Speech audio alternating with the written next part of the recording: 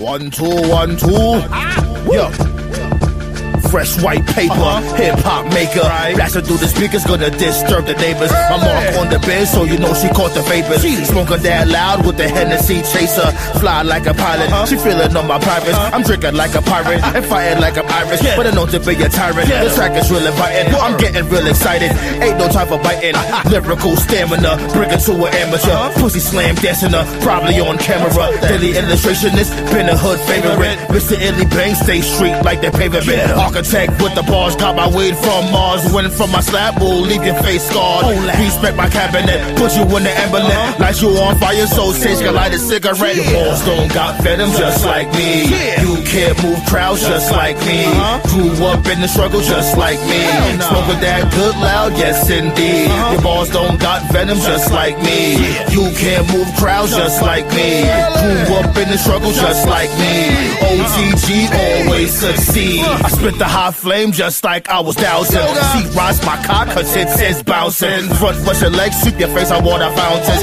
You lost your manhood, still never found it. You think you fly like a child, you're grounded. See you on the avenue, people always clown him. He's an embarrassment, the one that be around him. Throw him into Bronx River, go ahead and drown him. The juggernaut of rap, steady like a spike bat. Catch him with a pimp strap, spitting that whack crap. I beat a silverback, mixed with a beer. Turn up, mix the alcohol with beer.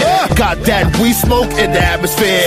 On my way to the strip club, hell yeah. Beats get bodied, you can't stop me. I love shorty head game and sloppy. I roll with tyrants that's controlling the environment. Keep tracks firing, keep the sheets admiring. All these other bums should be retiring. Give them the pink slip, please just fire them. Balls don't got venom just like me. You can't move crowds just like me. Grew up in the struggle just like me. Smoking that good loud, yes indeed. Your balls don't got venom just like me. You can't move crowds just like me. Grew up in the struggle just like me. OTG always succeed. That's right. Card how you mother scuns.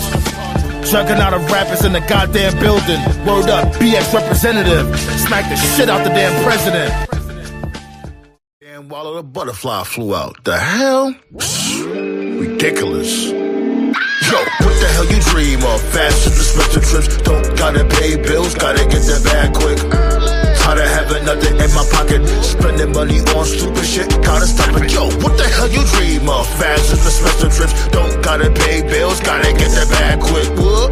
Tired of having nothing in my pocket. Spending money on stupid shit, I gotta stop it. Woke up broke as fuck, thinking about the money bags. Wanna get the fast money on the daily task. Nothing in the fridge, so I'm thinking about the money heist. You get left, cause my pockets ain't looking right. Looking in my fridge, baking soda and a broke light. Just hold tight, the plan will move right. Got that cable applied on rich neighbors. Might as well pray to Yahweh to save you. Rubbing on my belly, I'm hungry and ready. Fast with the cash like Michael Andretti. No matter what, I chase those bucks. My car don't got money, credit smudge. Jobs always bother me, gotta win the lottery. When I leave the country, please don't bother me. Hard time, my prize in the archives. Been in poverty for a long time. Yo, what the hell you dream of? Fast trips, expensive trips. Don't gotta pay bills, gotta get that bag quick. Tired of having nothing in my pocket. Spending money on stupid shit, gotta stop it. Yo, what the hell you dream of? Fast trips, expensive trips. Don't gotta pay bills, gotta get that bag quick. Whoop. Tired of having nothing in my pocket. Spending money on stupid shit, I gotta stop it. Dollar per word, my learning curve. Fuck off, you lame birds, my trap is absurd. Pocket watcher got you plotting on the opposition. The only thing holding you back is prison. Getting fired from job, time is running out. Gotta pay the light bill, Con Ed bugging out. It's imperative, that's how I gotta live. I'm broke, don't even ask for a cig. Gotta borrow money to pay what I owe. Hurricane Sandy gave us a blow. After that, COVID swallowed the world whole. Couldn't go nowhere, stay in your home. Every day I paper chase, you know what I ate. For breakfast, success on my dinner plate. When I gotta raise, here comes inflation. Fucking hate it, I'm losing my patience.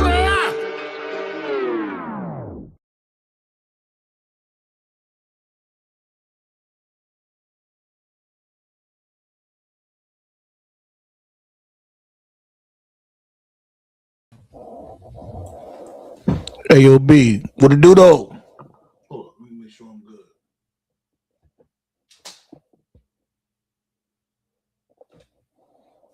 1 2 1 2. Tell me how I'm sounding to you. Yeah, B, we back with it. What to do though, B? Welcome to the round table. We talk the old fashioned rass to let y'all know what's happening. My dude Blaze in the building. What's going on, y'all? What's goody? My dude Graffiti. All right. Appreciate you. Appreciate you. Yeah, B. Appreciate y'all for pulling up. Appreciate everybody for looking at them throwback episodes and all that. Appreciate everybody for watching the uploads when it comes, dumbing up everything and all that. Make sure you comment too, B. When you hit that thumbs up, make sure you comment too. We need those comments. You know what I'm saying? But yeah, B, you already know I'm gonna bring it back to Black History Month of wrestling, like what we always do every single year. And I figured, this time around we're gonna talk about jazz. Talk about jazz this time around, B. We don't really talk about the women that wrestling, the black women that wrestling too much, so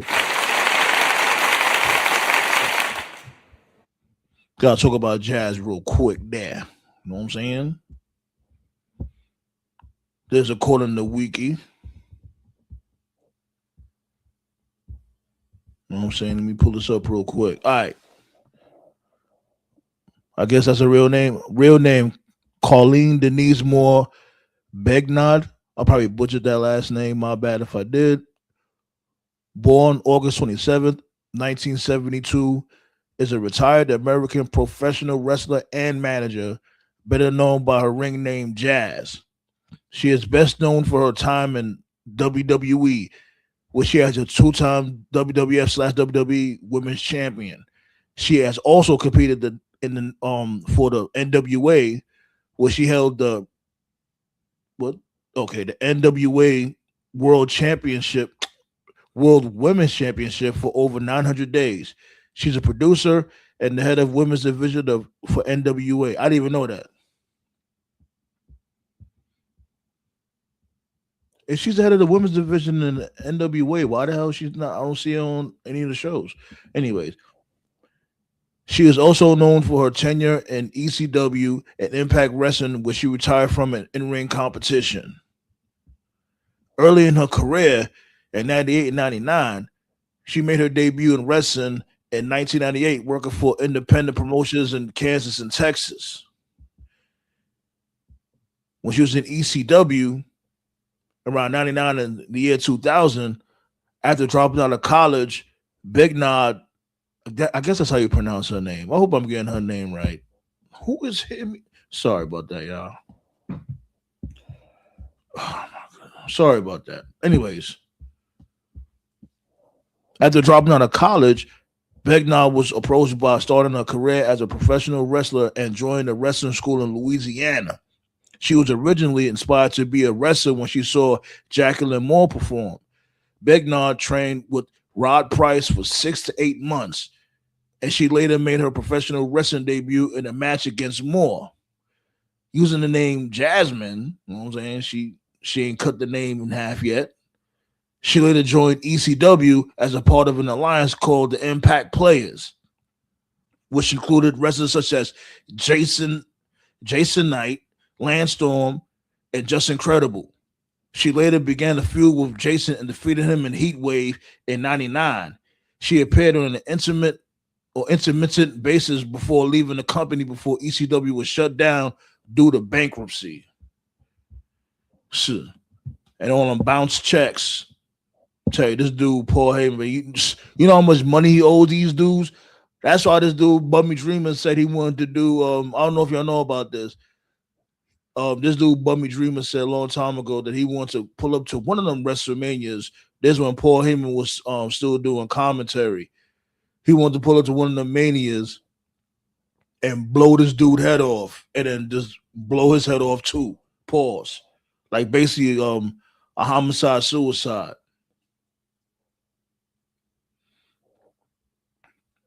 because he owed this dude Dreamer money. Y'all remember that shit? Y'all remember him?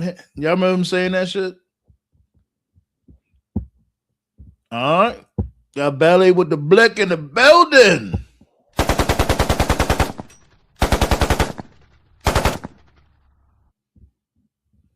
All right. Hell no, he don't pay his damn debts. He owe mad people bread.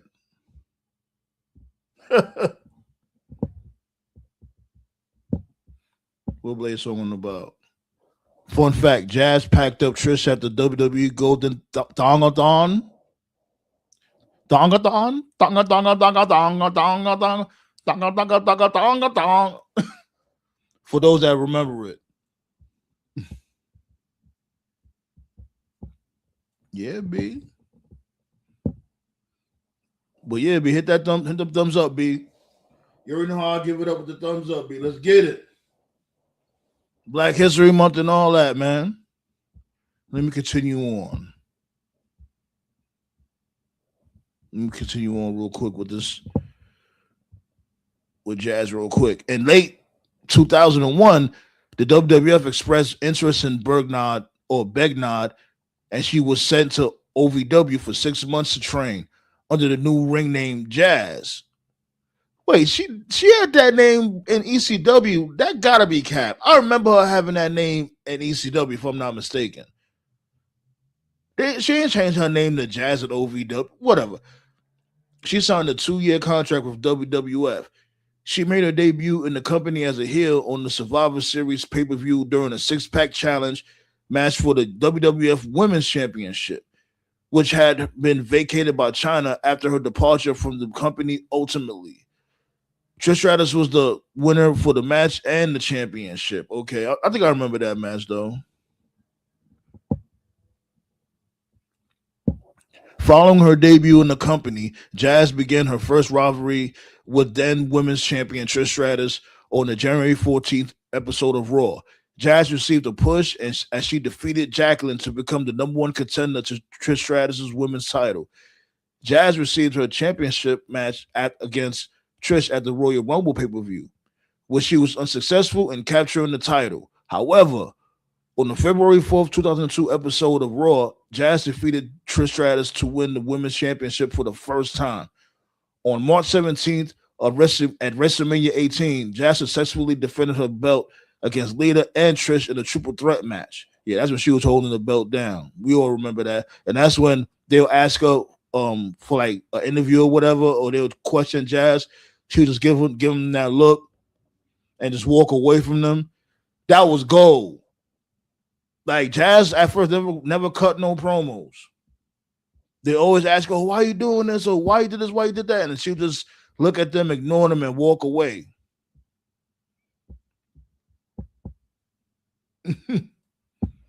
2 more likes to open up them floodgates.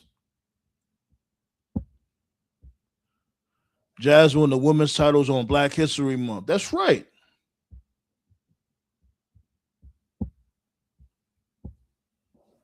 On May 6, 2002, the WWF was renamed to the WWE, subsequently renaming the title to the WWE Women's Championship as a result. Jazz became the last woman to hold the women's title under the WWF banner and the first to hold it under the WWE banner. On the April 29th episode of Raw, Jazz challenged Bubba Ray Dudley for the Hardcore Championship. Although didn't win the championship, she successfully helped Stevie Richards to capture it. On the May 6th episode of Raw, Jazz was helped by Richards to retain her title against Trish Stratus after knocking her with a super kick. After the match, Bubba Ray attacked both Steven and Jazz to try to regain the title back. Although multiple superstars started competing for it, changing simultaneously from holders like Raven, Just Incredible, Crash, Trish Stratus, and finally regained to Richard after being helped by Jazz. However, due to a torn ACL in her knee, Jazz dropped her title to Trish Stratus in a Hardcore Rules match. The following week, on May 13th episode of Raw, post-match, she was attacked again by this dude, Bubba Ray, and Stratus as he performed and aided super bomb through a table on her ass.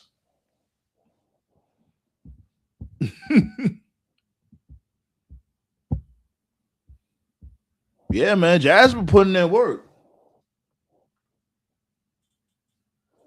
And I'm like, we always talk about Black History Month, when it comes to the wrestlers and all that, but I rarely cover the women, the black women, and when it comes to Black History Month. So, you know what I mean? We gotta learn y'all out there. We gotta let y'all people know, like, look here, B. The black woman definitely been putting in work when it comes to this wrestling shit. We had did a episode about what was that? Naomi, as a matter of fact, last month. Make sure y'all check that out. Yeah.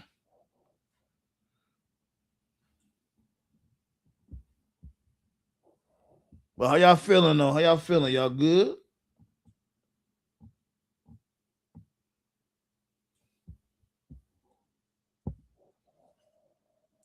Face Sandman. What's going on, Seaflu? Wagwan Mayu.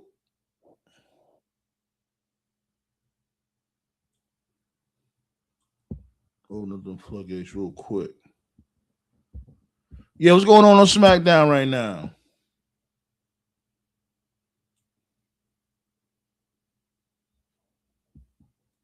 So they got Oba just pulling up on Raw and SmackDown, just packing everybody up.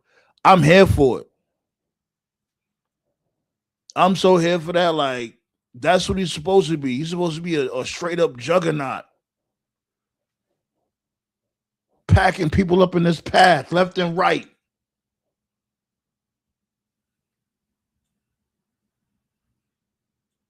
I can't even be mad about how he's being booked right now. Can't. It makes sense.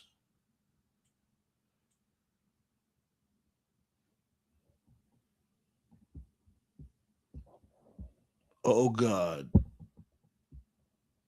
It's Wepa time and this dude, all truth.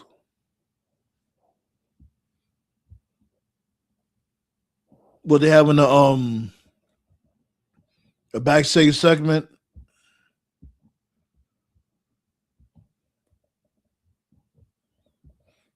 Yeah, you see that goofy shit, right? Come on, Flair. Like, really? But I think he said that from before that he wanted to die in the ring. He said that's what he wants. But it's like, you can want that shit all you want. Ain't nobody trying to see that shit. Like, you tripping.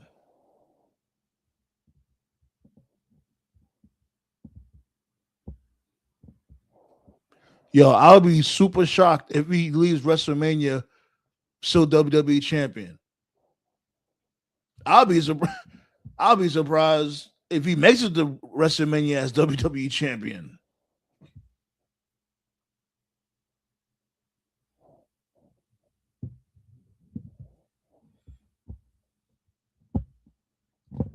But open up them floodgates.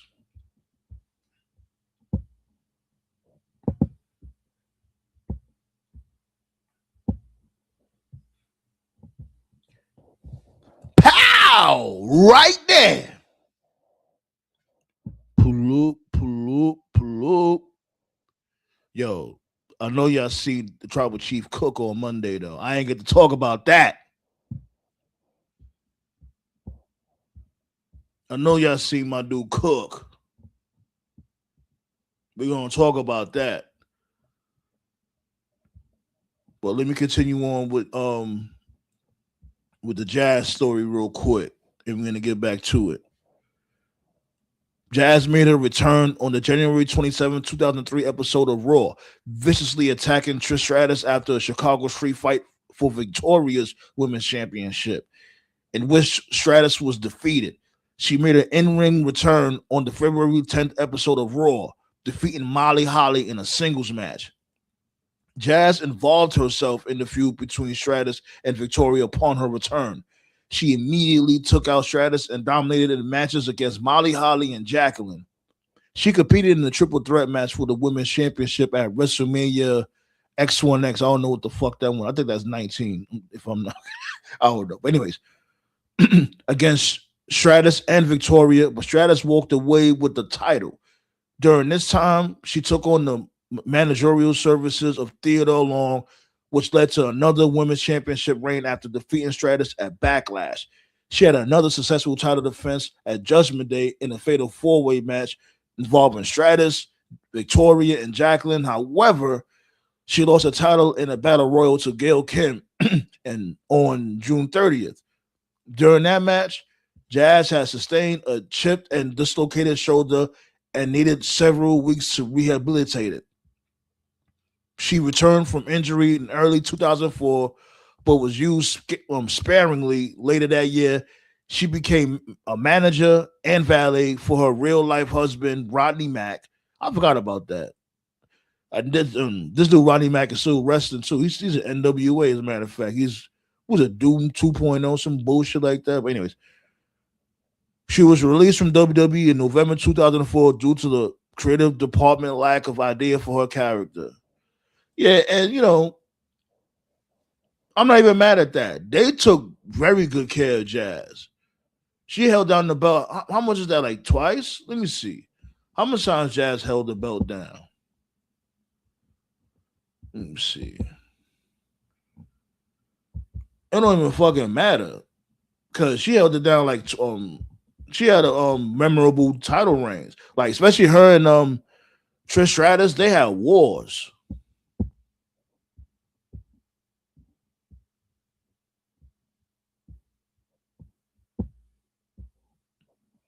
They're saying he want the SF6 smoke on stream. Hey, look, I'm not ducking nothing. He know what time it is. He know my bop.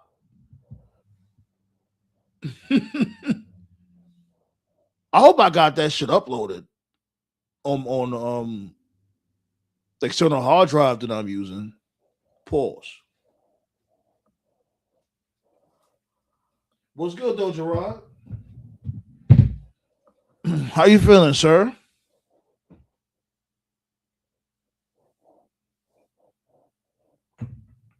Yo, let me tell y'all something real quick, right? Why the fuck I've been on this damn keto diet and shit, like hardcore with it. No sugar, no no sugar, no meat. Not meat. Pause. No sugar, no carbs. You know what I'm saying? Just I even drink like no juice, no soda, nothing like that. The straight up cucumber water, like cheddar cheese, like little peanut butter, eggs, avocado, and been hardcore with it for like this is like what my fourth day. I plan on riding this shit out for like the whole month. Wish me luck. Wow, yesterday it felt like I was gonna pass. Yeah, I feel like I was gonna pass out yesterday. I'm not even gonna hold you. I had to go to the dentist. My lady was taking me to the damn dentist or whatever. I feel like I was gonna pass out. I'm like, whoa. I was walking like a zombie. I'm like, because I have no carbs, no sugars, like literally, like no juice, no soda. I don't even drink soda like that. I really drink like juice and shit like that. And of course I drink water, but I'd rather drink juice than soda. But I have none of that shit. All I really had was cucumber water. And what I was eating, I just ate nothing but like meats and greens. Like no milk, nothing like that.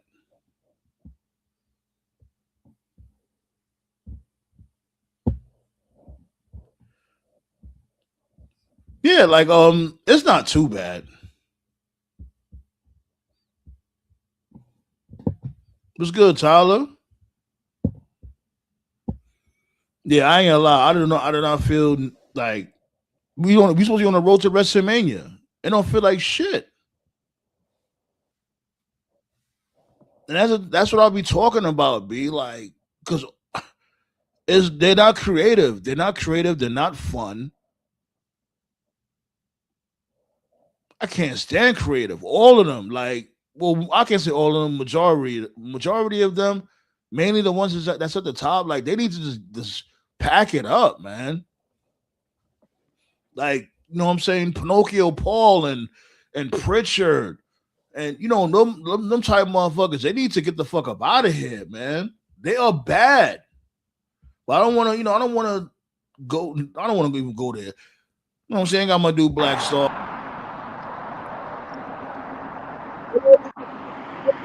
It's good. Can you hear me? Oh, you outside? What? Oh, you outside? You sound like you was outside. Yeah. Like I'm outside right now. Okay, yeah, I can hear you though. What's going on? Nothing much, man. How you been? Good, I'm good. I can't complain. I was just before you pull up. I was just telling everybody like how I was on this damn keto diet for like a few days. I was about to pass out yesterday. Shit. Um, you know, Crazy week so far. Well, crazy week to end the week. can you hear me? Yeah. What you say? No, I was saying that I was telling everybody that I was on a keto diet, and yesterday I was about to pass out because I don't know if you know what a keto diet is. Like basically, Yeah. I Like I'm can't. on one. You said what? I'm on one. Right, so you already know what it is. Like no sugar, no carbs. Like, yeah, so my body's used to it. So Mm. What's your diet? What do you eat on a keto diet? Like what's your meal plan? like I mostly eat like chicken, like beef. Like Yeah. if I like eat like a tortilla or something like that, it'll be like one of those like those low carb tortillas. Tortillas. Oh, okay. Okay.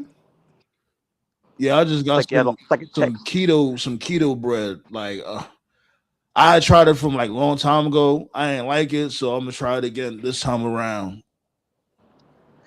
Which one? The one from Costco? You talking about that one? I don't know the brand. Hold on, let me see the brand of it real quick. Give me 1 second. All right.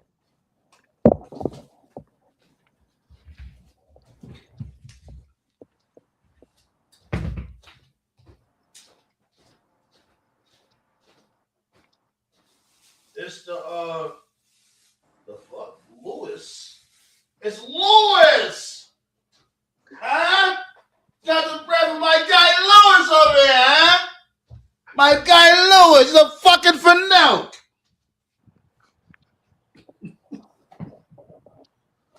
Oh my god. You?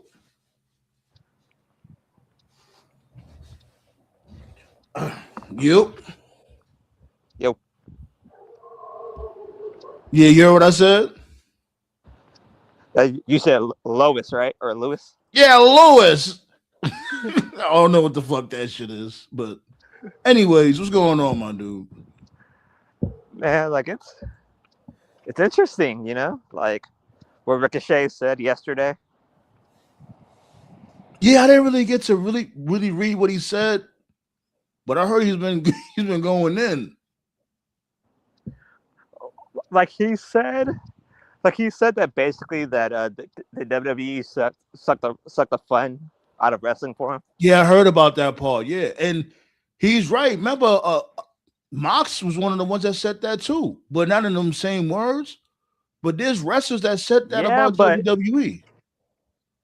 but you have to understand, you know what I mean? Like if you're saying that about yourself, okay, then I completely understand. You know what I mean?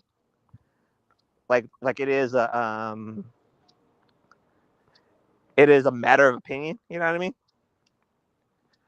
But like as soon as you bring other people into it, Who did he bring in? Well, like, okay, what did he say? Let me look up what he said. Let me like bring my dude TKO up in the building. he added Shinsuke, Apollo Crews. He added Sammy Zayn for some fucking weird reason. TKO with a doodle. Yeah, I mean, what's up? I mean? You know what I mean? Go ahead, Black Soul. What you were saying now? I'm gonna look up his tweets right now. No, like he added Shinsuke, Apollo Crews, Sammy for some fucking weird reason. I think did he add Andrade TKO? If you know about the tweets. About tweets from who? From Ricochet. Oh, I don't know if it was Andrade, but wait, you mean the Jimmy Corderas tweet that he did? Before the Jimmy Corderas tweet. We said that wrestling sucked the fun, or WWE sucked the fun out of wrestling for him. Oh, yeah, I remember he did say that. I don't know if I don't remember him mentioning Andrade, but I hope he doesn't take it down. I hope he didn't take it down. I'm looking for it now. I can't find it. I hope he didn't take it down. Like, I feel, what exactly did Ricochet say that was wrong, though? It's not like he offended anybody. He's just speaking his truth. No, he had a Finn. He had a Finn. That's what he had. He had a Finn. Yeah. Oh, yeah, he did say Finn Balor. But Finn Balor was booked worse than he was, but yeah. No, but I mean, like, but those people re-signed. I think Finn's getting rewarded now. Like, they re-signed. You said Finn. Who's getting rewarded? Finn. Finn who? Finn Balor is getting rewarded for losing. I mean, why else would he get a? He's about to get a world. He's about to get a world title match again against Punk. So like, exactly, and he's gonna lose again. How is that getting rewarded if he's always losing? You just answered your own question. He's getting rewarded for losing. Nah, man, we can't be desensitizing motherfuckers to losing. That's the thing. Like, that's the thing that kills me with WWE. Like, they make, don't worry, you can lose all you want. You're gonna get nah, man. Like, I keep saying, that's what devalues the belts. And again, when it comes to Sammy and Finn, they re-sign. You can't enter yourself into the conversation after they re-signed. I think he took it down, though. I'm trying to It's not on them. Yeah, but the only thing it's on them if they resign. It really is, honestly. I mean, if you're, I want to know what he said in verbatim though, because I can't really. I think Toph knows. Toph should know. I will say this. You get the tweet now. I will say this though. I do agree with the fact that if you feel like you're being mistreated, you can't really say nothing if you resign, because that just means you're content at this point. Yeah, they resigned. Shinsuke resigned. Sammy resigned. Finn resigned. There's nothing another you can really say after that. Another example is fucking Santos Escobar. That dude got tricked into resigning, and look at him now. Where is he? Back to Triple A. Back to the ghetto. You go. Nigga showed up on AAA and looked like he hasn't slept in a month. Got Nate and Toph in the building.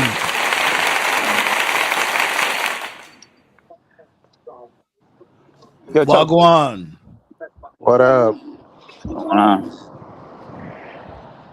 Damn, Nate! Like, come on, man, get lively. Hey, I'm still suspended from school. I thought that was cleared up. What happened? No, I got to do another meeting on Monday. So basically, the guy said if I apologize, and I'll be going back to work. So there you go. Wow. Like, who did you slap down? Why do they all? I hate when they always try to make people apologize for something somebody else did. Like, that's insane. That's insane to me. Like, I'll apologize for no wrongdoing. I apologize to absolutely nobody. But hold on, wait, before we continue on, my bad. So if I didn't want to cut you off, I just wanted to say what's up to y'all real quick, because we were talking about the Ricochet tweet. I'm trying to look for it now. I think he took it down. This dude, Black Sauce, said, you know what he said? Like in verbatim, I guess. Because I can't. He said several tweets. It wasn't just one. Yeah, it was a bunch. When was it? Like, was it yesterday? Was it the day before? It was yesterday. No, it was like he brought up a couple names, days ago. The right, one that I saw was the referee Jimmy Corderas. Yeah, he got fucking. I like you, Jimmy. One of my favorite referees, but yeah, Ricochet pretty much owned them. So Ricochet was talking his shit, and then Jimmy was like, like, why are you talking about it? Blah, blah, blah. And he was just basically saying in so many words that, well, you resigned, so you were happy. And then Ricochet gave him the receipt and basically said that actually, no, he did not want to resign. He requested his release and they told him no. And we've seen that before too. Remember Brody Lee? Remember he requested his release and they said no. You know, they're like that sometimes. Definitely remember. Yes, I remember. So Yeah. that time when he was the Intercontinental Champion, Ricochet actually did not want to be Intercontinental Champion, and Ricochet was like, "Who says no to winning a title?" He did, and people don't talk about that. So, but yeah, I heard the tail end of what you guys were talking about. Yeah, he's not the first person to say that. I mean, like you said, Moxley said that verbatim. He just wasn't as blunt about it, you know. But honestly, what Ricochet is really referring to, he's really referring to Vince's WWE.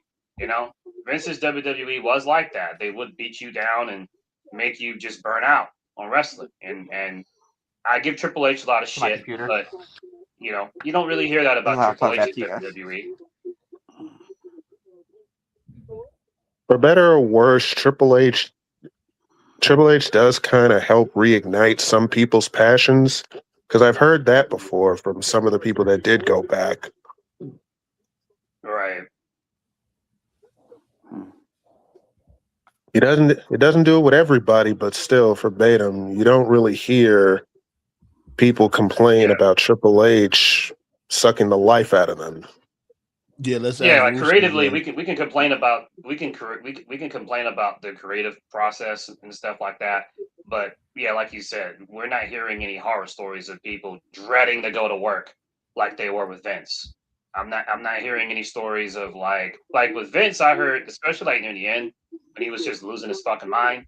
I was hearing that it was like walking on eggshells. Like everybody was stiff. Everybody was afraid to say anything.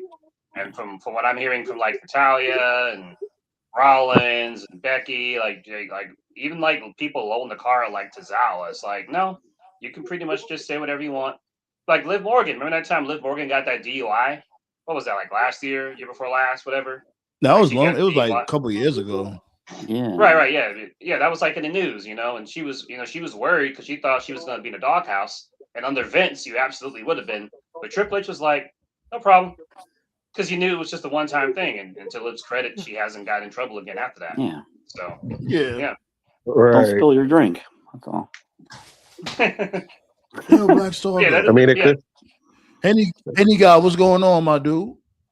Yeah, it could have been. Somebody got hold on. Somebody got a extra tab open or something.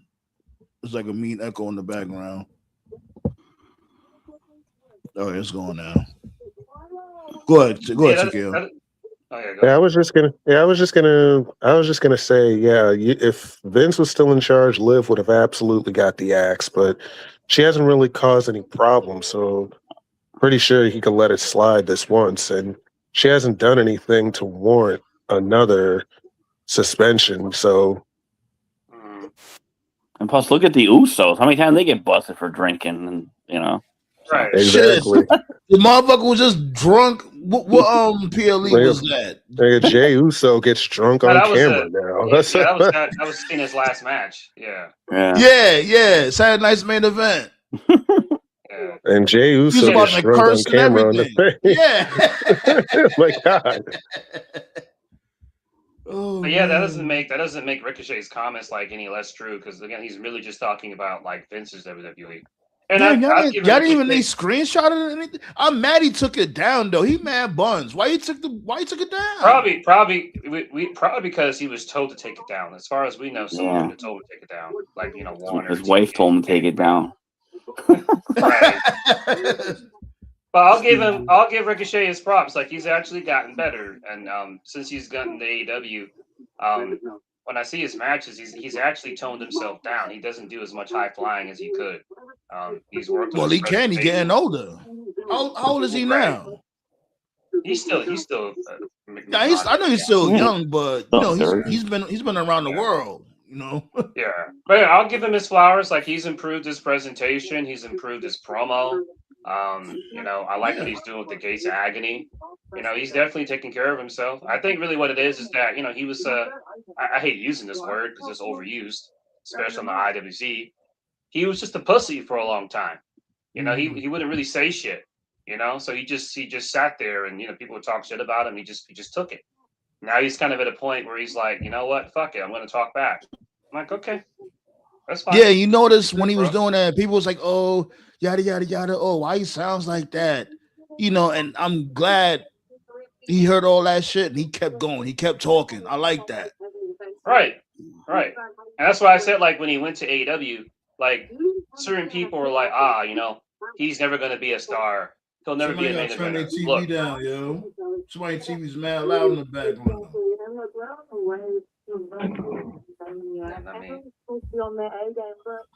That's you, TKO. Yeah, that's me. I just got home. Cool. What's on the TV? I got SmackDown on. They had Shinsuke versus Tama, but that's it. Oh God, this dude Shinsuke is in the Family Matter vortex for like what 5 months. Well, they had some backstage interactions with him and Tama. They had to make the match somehow. I guess. But yeah, the last thing I got to say about the Ricochet thing is I remember like when he went to AEW and people were saying like, oh, no one's going to fucking care. Or like, oh, he'll never be a main eventer. He'll never be a blah, blah, blah. Listen, I've talked about this with Nate. Never say never in wrestling. Never. You never know what's going to happen to a wrestler. You can never know how big or how small someone can fall off. I remember vividly like when Cody left WWE and like just people on social media were just like, oh, who gives a fuck? Nepo baby. Nick Carter. He's got a lisp. He'll never be anything. Who cares if he's working Kurt Angle? Who cares? Stardust bum. He's a bum. He'll never be nothing. Like, and a lot of people who said that about Cody were forced to eat crow. They were forced to eat their words. So you never know. You'll never know what kind of star somebody could be. I remember like with fucking Toni Storm, like they did nothing with her in WWE. She barely did anything, and like she got released. And oh God, don't even get me started. Don't even get me started with that shit. I'm still mad they threw a pie in her face for Charlotte Flair. Right, when she got released, people are like, generic blonde number 500. Nobody cares. She was never any good. Look at her now. There is absolutely no fucking way anybody who could have called Timeless Toni Storm. Fucking Matt Hardy. Matt Hardy was the joke of wrestling fans for years. I remember like that time, and I'm not going to joke about it because it's pretty fucking serious. I know I always give him shit, but like in the 2010s, like he basically had he almost unalived himself because he was depressed and he was gaining weight and shit. And Jeff was like this big, huge main eventer, and it was all nobody gives a fuck about Jeff. Then like years later, he came back with Broken Matt. He was the biggest fucking star in the business, and he was in TNA. So you can never know how big someone's going to be. So all you fans out there throwing shit at Ricochet, you ball, Andy Jabroni, you never know. You never know. But with me, and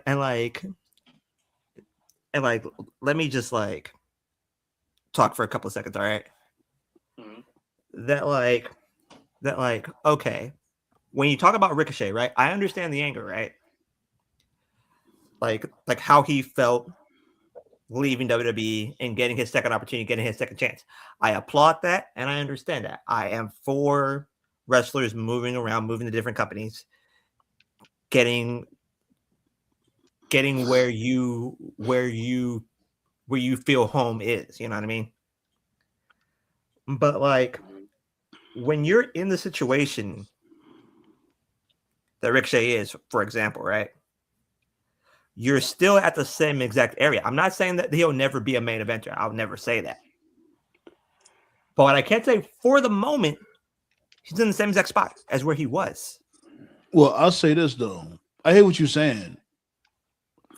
But at least he got more of a character now. From before, when he was in WWE, he was just I don't know, like a flippity type dude. You know what I'm saying? And I loved him in NXT. I did.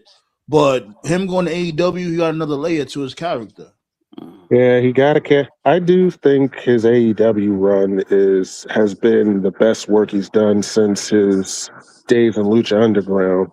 But that's sad. The best I actually disagree with you, Black Star. You said that Ricochet is in the same spot. I disagree because on AEW he's actually in storylines. He was never. What do you call the national championship? What do you call the national championship? What I'm saying is in AEW, even before he won the new title, he's actually been included. What's good, Tati? How you feeling? I mean to cut you off. What's going on, Tati? How you feeling? We see you. We see all y'all in the chat. What's goody? Thanks for pulling up, y'all. Yeah, what I'm saying is in AEW, Ricochet has actually had storylines. He never had any storylines in WWE. In WWE, he was the guy they used to make someone else look good. The only story he had was when they killed him off, when Braun Breaker killed him. He was in the company for like over a decade, and he had I can't name you. I think he had like a mini feud with AJ once for the U.S. title. I want to say that was like, but it wasn't really an active story they did on. When I mean story, I mean like, okay, like it's redundant, right? Like the Judgment Day shit, it's redundant as fuck. But they're on TV every week. You know, they get segments every week. They get vignettes every week, promos every week. Like that's the type of shit I'm talking about. Ricochet had no stories at all in WWE. Name one actual storyline of note. You can't name one. Whereas in Only AEW, thing I can remember is the shit with him and Velveteen Dream. Yeah, that's the only story that I remember. Yeah. That's only what I remember. That was his peak. Right, that was his peak. Meanwhile, like how in sad AEW, is like that though? right. Meanwhile, in AEW, like the first month in, he's in a feud with Swerve. I'm like, that's better than this whole WWE run. Like, that feud with him and Swerve was really good. Yeah, I enjoyed it. It brought me. Yeah, I enjoyed it. It brought me back to the Lucha Underground days. And again, they gave him the Psycho Scissors gimmick too. Ricochet. And again, like I understand the anger. I understand completely the anger. I understand how he feels.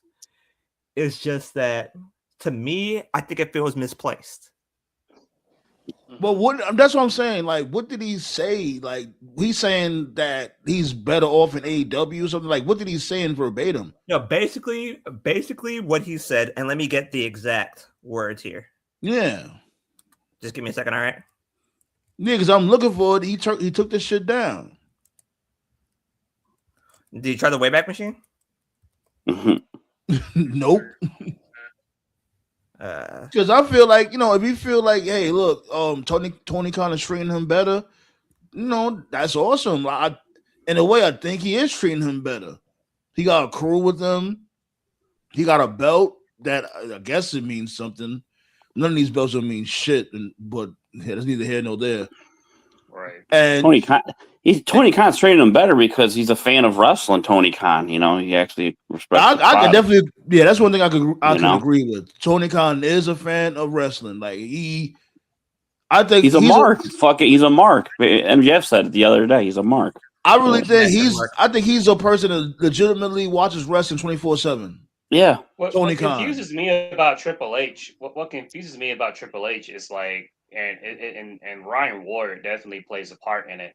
But what confuses me about Triple H is there are some NXT guys that Triple H was clearly big fans of, and yeah, they're not main eventers or whatever, but you can still see like, all right, Triple H is at least looking after them. He's always giving them something to do, like Sami Zayn, Owens when he was there, Seth Rollins, just to name a few, right? Like, okay, so you could tell that, all right, Triple H likes these guys. But what confuses me is there's people in NXT that Triple H clearly was a fan of, and it's like, what the fuck happened? The two big standouts for me, the one that stands out like sore thumb is what the fuck happened with Pete Dunne and Tyler Bate? I'm looking at this Americano shit, and I'm just like, is that really the best you have for them? You right. Pretty heavy with Bate and Dunne in NXT. Like, you featured them a lot. Like, a lot of your takeovers, a lot of your NXT. So and all their matches were bangers on NXT. Right. I figured, okay, they're probably not going to be main eventers or anything, but I figured they would be protected. Like Sammy and Owens and Rollins, like in the sense that like they'll at least have something to do. And it's like, he hasn't done anything with them. I'm like, why is this shit still going? Why are they wearing the mask? This is right that here, really the best you have for them? That's one of them. I'm trying to get the others. Yeah, I'm sorry. Tyler Bate and Pete Dunne, they have done them dirty for real. Like, and what pisses me off about that even more is that you have actually good luchadors. Like, you got Rey Mysterio, you got Penta, you got Phoenix. You got the Lucha Brothers on your payroll, but you choose to have fake luchadors? Come on, bro. That's the Sami Zayn Yeah, that is hella weird, though. You know what I'm saying? Just imagine, imagine if they had this dude, like, all right, for instance, they're supposed to get this dude Gunther over as a Grim Reaper or whatever the case may be. What if this dude would have stuck with Imperium? It would have made him look more of a boss. You know what I'm saying? I don't know why they split up Imperium. Right. Why'd they split them up in the first place? It made no sense. Why? Because this dude tried to holler at that hooker, Stratton. Fuck her. And what's Right, they're not crazy, even they ended together up, anymore. bro. They ended up breaking up Right. anyway. Right. Like, Yeah, what the exactly. fuck? Basically got fired. He got fired for no reason. The fuck? Yeah. Exactly. The fuck? Yo, just imagine Imperium would have been cooking right now. This dude as a legitimate final boss. You have this dude, Kaiser Rose, announcing him into the ring. Remember, he's announced him to the ring and made him look and feel special. Yes. They definitely Imperium definitely gave Gunther more aura. All right, the I think third the one best is entrance- everything. Is everything in a whole. Whoa. The best entrance, I think, the best entrance Gunther had was what was it, Mania 39, the Hollywood one, with the one where he fought Drew and Sheamus, and like Where, they both the came down members of Imperium were in a corner when Gunther was in the middle. That was a good moment. Right. That was a great visual. Like he needed them. Like people like he didn't need them, but at the same time he needed them. They definitely add because if he's the ring general, how are you a general when you don't have a squad? Yeah, Exactly. You need gotta have a troops. squad. You know, like who the fuck is he the general of? That doesn't make sense. The name doesn't make any sense. You don't have a crew. You got these motherfuckers El Grande Americano. Like it was funny at first, but like, yo, enough. Right. And now you got Chad Gable back dressed up as this nigga. Like, good. Right. Oh my god. From what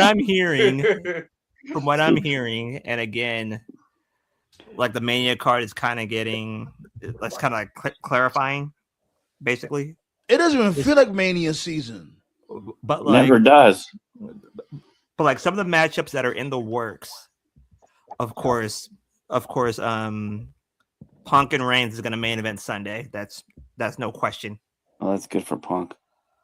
But the triple threat between Cody, Jacob, and Drew is supposed to main event night one. It's supposed to be Brock versus. If that happens, I don't even cut you off, my dude. I was gonna say if that happens, then Drew's definitely leaving Mania as WWE champion. He's holding on to that belt.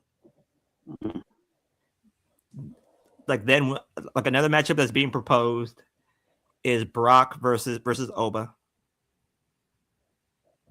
Yeah, you're a Bully Ray goofy ass. Oh god. He's not ready for man. Get your goofy ass up on out of here, man. I know why he said that because you know he's a rage baiter. Bully always do shit like this, so I'm not surprised. It's like, come on, my dude, knock it off. His opinion doesn't matter. The dude laid himself on a table in TNA. Chris sent me the video again. You know what I'm saying? He tunk his Brooke. Yo, you tunk his Brooke Hogan. That's all you need. That's all you need to know. Fuck him. Like there's supposed to be like a 6-way tag match for the women's titles. Yeah. Yo, like another match that's being proposed. That was really funny, by the way. Like another match that's being proposed is the Grande Americanos mask or I think the Americano thing should.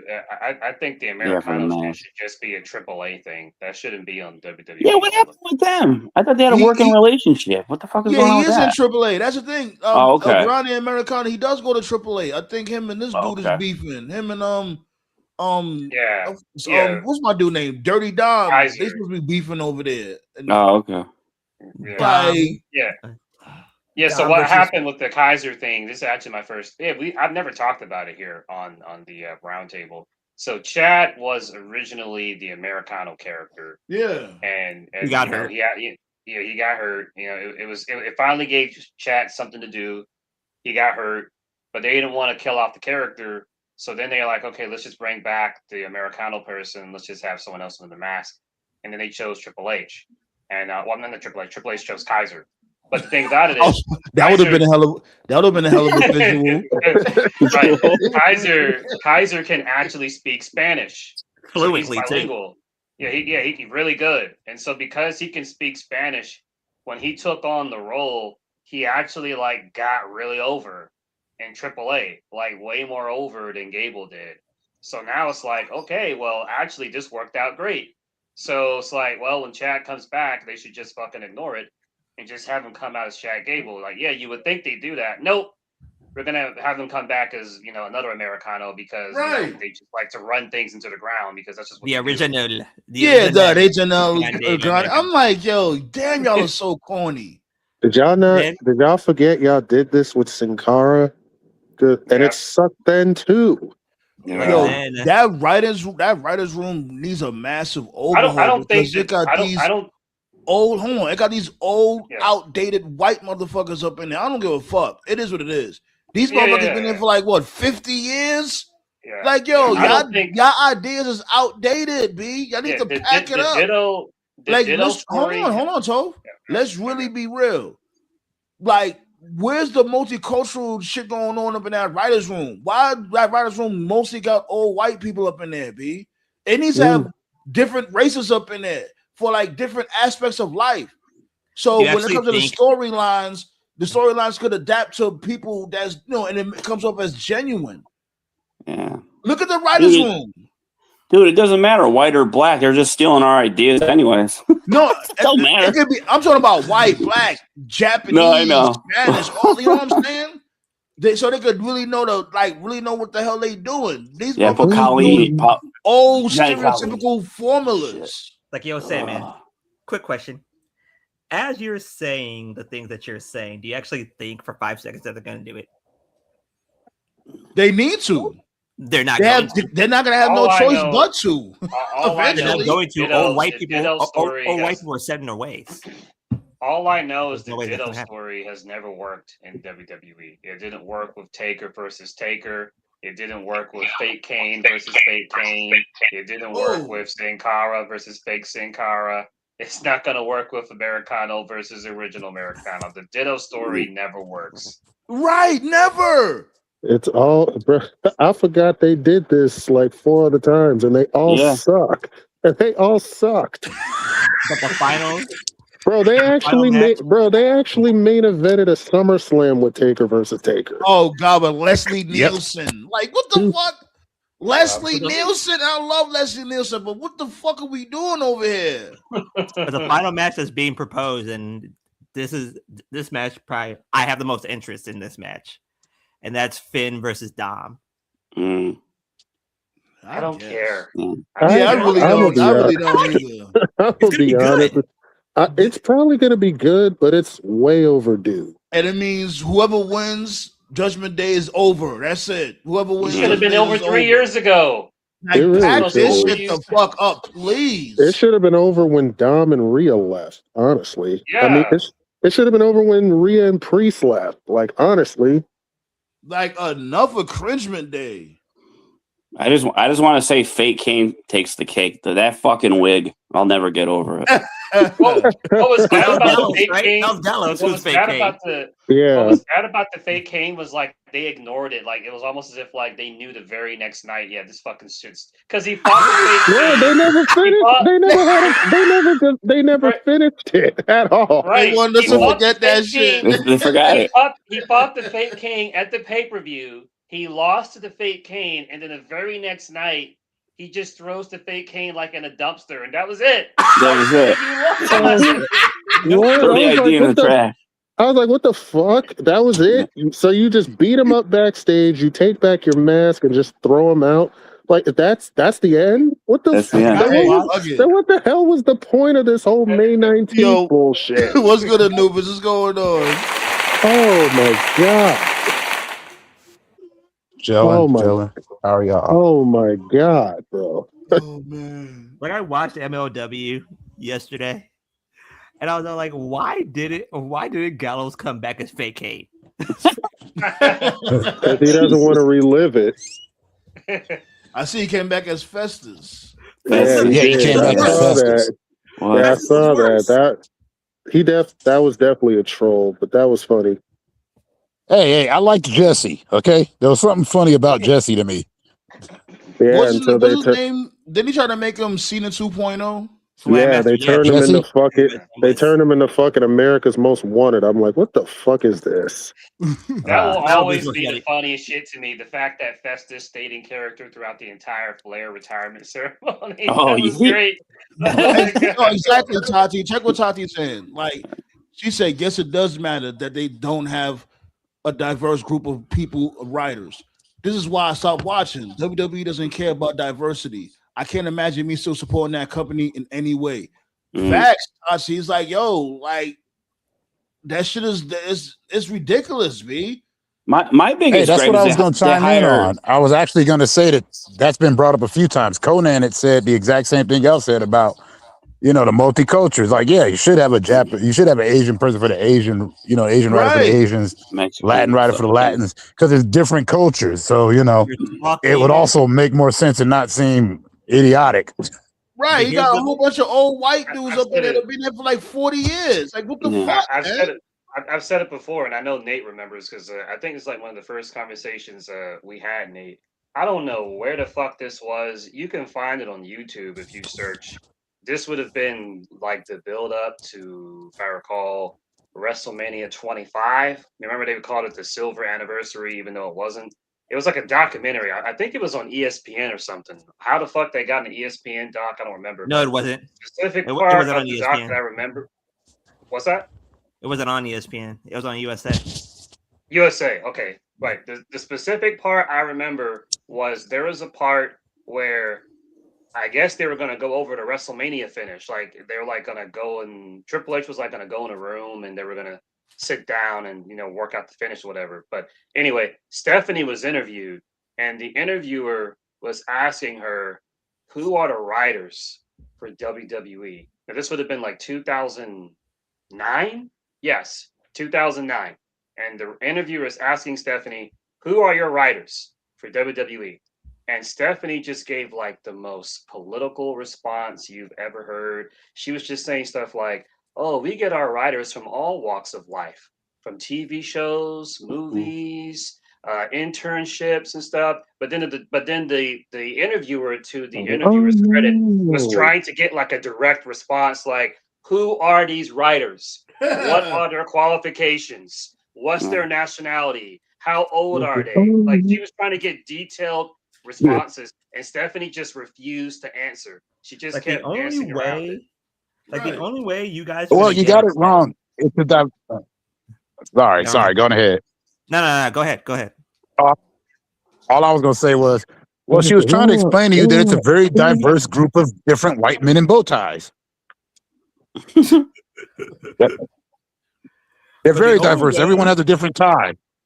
Yeah. Like the only way you guys are going to get exactly what you guys want is if a person of color becomes not necessarily like not even like the head writer, but he has a prime position and he surrounds himself with people of diversity. That's the only humanly way possible. That's ever going to happen. It don't have to be. I don't think it has to be like that.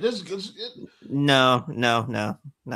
See, my biggest gripe is they hire Hollywood writers, soap opera writers. They need people that know wrestling, former wrestlers. But not only that, they need to, like, when it comes to certain character development and shit, they need to know, like, all right, for instance, they want to do like okay, fuck it, a Japanese type of character, whatever the case may be. I'll throw that out there. You gotta know people that's into that, you know, Japanese person that's actually walked that life, that's into Japanese culture. You know what I'm saying? They'll have some white dude from Arkansas. So like, no, you don't know. Good luck. The problem with that statement is that sometimes they may actually hire someone who does do that and they can figure it out, but it still doesn't go anywhere. Like, remember, I think it was 2 years ago. I know they've changed Shinsuke many times, but remember about 2 years ago, they did this new thing with Shinsuke where he was cutting like these promos, but it was like an anime. They had a samurai gimmick. Remember, I was the main advocate. I was the main advocate. Like, yo, he needs to be Seth Rollins. I love those anime. Bro, I love those anime. Those anime promos were dope. I love those. Right. Yes, he was lit. Doing that, when he started doing that, like, it was working. It was actually getting over. He was actually getting reactions. And then they didn't do anything with it. So it's like, even if they did get the right writers, creative still has to pull the trigger. And that's the case of, they got the right writers for Shinsuke. They finally figured out a way to get him to connect. And he still didn't win. He lost to Rollins like what, 2-3 times? Like 4 times. Right. So even then, like guys... if you get the right writers, the producer or not the producer, the booker still has to recognize, all right, let's pull the trigger. Now, obviously, Shinsuke wasn't going to be a top guy, but he could have beaten Seth and been world champion for like what 2-3 months. That would have been huge. Yeah, like 2 months. Like 2 months would have been fine. It wouldn't have hurt Seth. Right. But again, like this is what you guys. They're still mad at Vince Russo when they made Okada and Kato in TNA, which I'm still trying to figure that out. Kato's not even Japanese, but whatever. Kato gave birth. Kato was the reason why Okada became Okada. Yeah, but I'm still mad. I'm like, and then rewatching old New Japan, I'm like, why didn't I get this Taka Michinoku? Like his theme song goes Taka Michinoku, motherfucker, and then it's just his old WWE theme. And I still just comes out beat people there.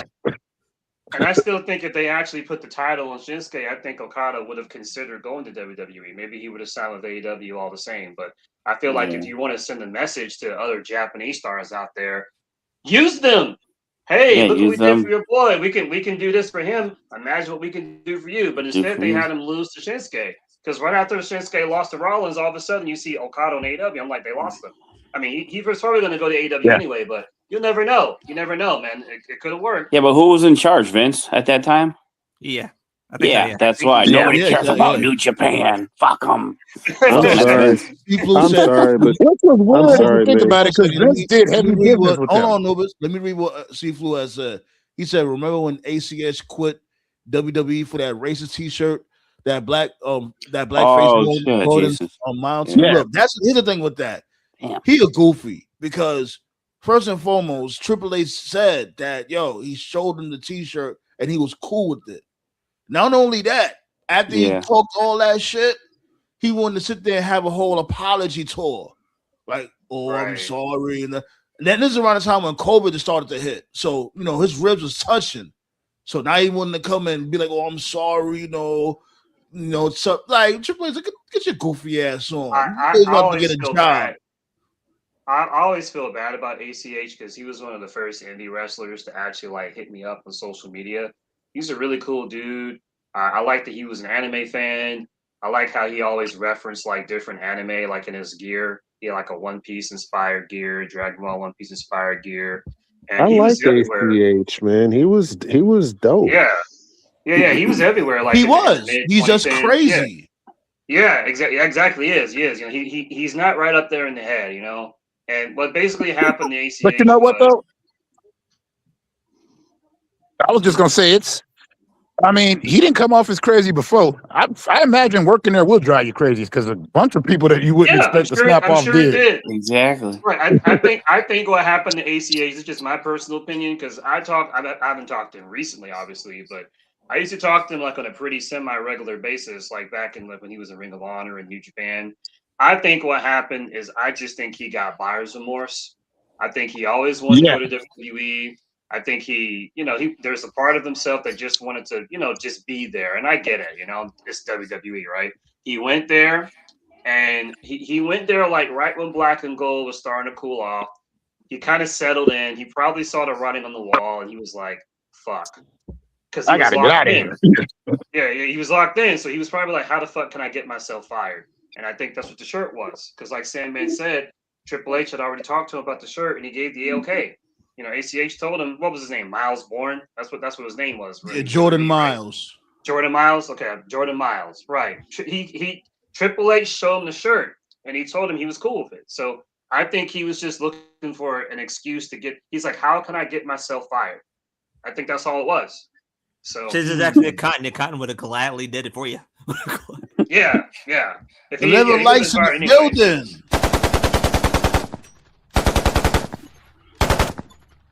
We need some more of those. Keep them coming. No, but here's the point that I don't think people who want to see things be different actually be different. But as long as, and I'm gonna get very particular, as long as Bruce Pritchard and his band and his merry band of idiots is still around, things are never gonna change. Especially Abyss. You know, Abyss is scared to death of that dude Pritchard. I don't know why. That nigga Pritchard ain't shit. I hope he pissed in his coffee one Bruce morning. has never added a single idea, concept, storyline, promo, match of any positive grace to any company. He's a fucking bottom feeder. Right. That's why he's had his job for so long, because he knew Vince and he knew what Vince liked and he knew what Vince didn't like. He was in TNA. People forget he was in TNA. He didn't do shit for them. He flamed out immediately. Exactly. Right, yeah, exactly. He tried to blame Nick Aldis, like it was his fault. Like, he didn't fucking book the shit, you did. You dumb motherfucker. He knows the main thing that killed me with Pritchard. He can never keep it 100. He is a lying piece of shit. Like, I don't know who could listen to his podcast and really take it serious, because all I had to do is listen to one episode of his podcast long time ago. I was like, yo, this motherfucker. Like, all he does is lie. He lies and talk. He lies and talks shit. I'm like, bro. Dude, he lost any credibility with me when he said we made DDP the stalker because nobody knew who DDP was, ignoring the fact that he got the loudest pop of anybody and that fucking debut he had in 2001 when he was in the ring. Oh man, sorry about that, fam. Talking to Fam Bam. Right. And like the reason why I had to mute it. like I still say that Taker Stalker ain't gonna have potential. They just used the wrong guy. DDP. Yeah. The entire time. He wasn't supposed to be a stalker. He was the people's champion of WCW. But you look at that, and you look at that Bruce Pritchard is still around, and what's the guy's name? Doc Hendricks. I got his name. Yeah. Yeah. PSA. Michael Hayes. Michael PSA. Like as long as those two fuckers still have high positions, yep, things would never change. I don't know why. I don't know why. Chelsea Green, and I like that shit, right? With what P.S. Hayes has said about her on Unreal. I mean, her being enhancement talent, and she was like, "Yo, I never heard." I was like, "Yo," she said, "Yo, I never heard him told. He never told me that before." So it's a little shocking for him to say that. Tell the public that before he tells me that. And I'm like, yeah, that's cool. I'm like, lady, don't you see how you've been booked for years? Right. Yeah. Right. Like, what do you mean you don't know what's going on? And it's a crime because Chelsea Green is really good. But no lie, she's though, really good, and she's great at character work. Yeah, but no lie, though, it is partly on her, because I remember one time she said she was content with where she's at. So right. Yeah. But you look at like you noticed on Raw and everything else like that like things were being not necessarily like they were written differently. Yeah, Roman Reigns had the pen. That's why. Roman Reigns everything on Raw. And like I saw things like be different. I saw things being okay or getting okayed. That was much, much different. Those are like, okay, somebody different is holding the pen. That's what. And like it started on SmackDown. I said it to everybody here. I was like, somebody different holding the pen. Yeah. Well, remember back in the day when they had that. You said you got Ward close by, right? Ryan Ward. Yeah. Like now it's Ryan Ward. If Ryan Ward is in a high position, then they don't need Pritchard and PSAs at all. They never needed them at all. They should have been got fired along with. What it is well, I was saying this about PSAs. Keeping them around. I was gonna say this real quick, Toph. Then you continue on. I'll say this about PSAs. I can't completely shit on PSAs. PSAs came out with some shit here and there, but that motherfucker Pritchard didn't come out with shit. But go ahead, Toph. Yeah, I was gonna say the reason why they're there is because Triple H is like he's keeping them around because like they were loyal to Vince for so many years and loyal to the company. So Triple H is just keeping them around, I guess, out of some begrudging respect. But like really, like Black Star was saying, Triple H needs to get his own regime. He needs to get his own inner circle. Like for years, Vince's inner circle. Nate and I always joke about it. It was like Vince, Patterson, Briscoe, Cornette. Jim Ross, whatever. Like you gotta get your own inner circle, and then when you get your own inner circle, their ideas come off each other, stuff like that. Triple H still does not have his own inner circle. He really doesn't. It's just I can name the people who should be in his inner circle right now. It should be Ward, Heyman, the sideline guy from TNA. I forgot his name. Oh, JB. JB. Was that Heyman? Heyman ain't to be trusted though. There should be Ward. No, Triple H got a team. It should be Ward, Heyman, Borash. No, Sammy. I'm not saying Triple H doesn't have a team. What I'm saying is his team. It's not his guys. Half the people on his team still have that Vince philosophy. Like Abyss and Bobby Roode. Like those should be your guys. Right. We need a 100% fresh regime. Like all the Vince guys need to be gone for there to be true change in WWE. They're still there. Don't y'all think it's a little creepy that Bobby Roode completely morphed into Triple H? Is it though? Because he's been getting Triple H comparisons for years, bro. This ain't nothing new. I mean, like it's getting more and more like year after year. It's like, now, my dude, like we gonna do next. Cut off all your hair. You gonna get a baldy too, sir? Start talking like this. Start talking like this, Bobby Roode. And to me, to this day, he'll still look like ravishing Rick Rude's freaking son. Okay. Yeah. It didn't help. To me, he just always looked like Rick Rude had an affair. Because he looked just like ravishing Rick Rude's actual son. One night in Canada. Tati says, stylist Bruce Pritchard knows all of Vince's secrets and will take them to the grave because Vince fully paid for his wife's cancer treatment and she survived. He would do anything for I forgot about that. Exactly.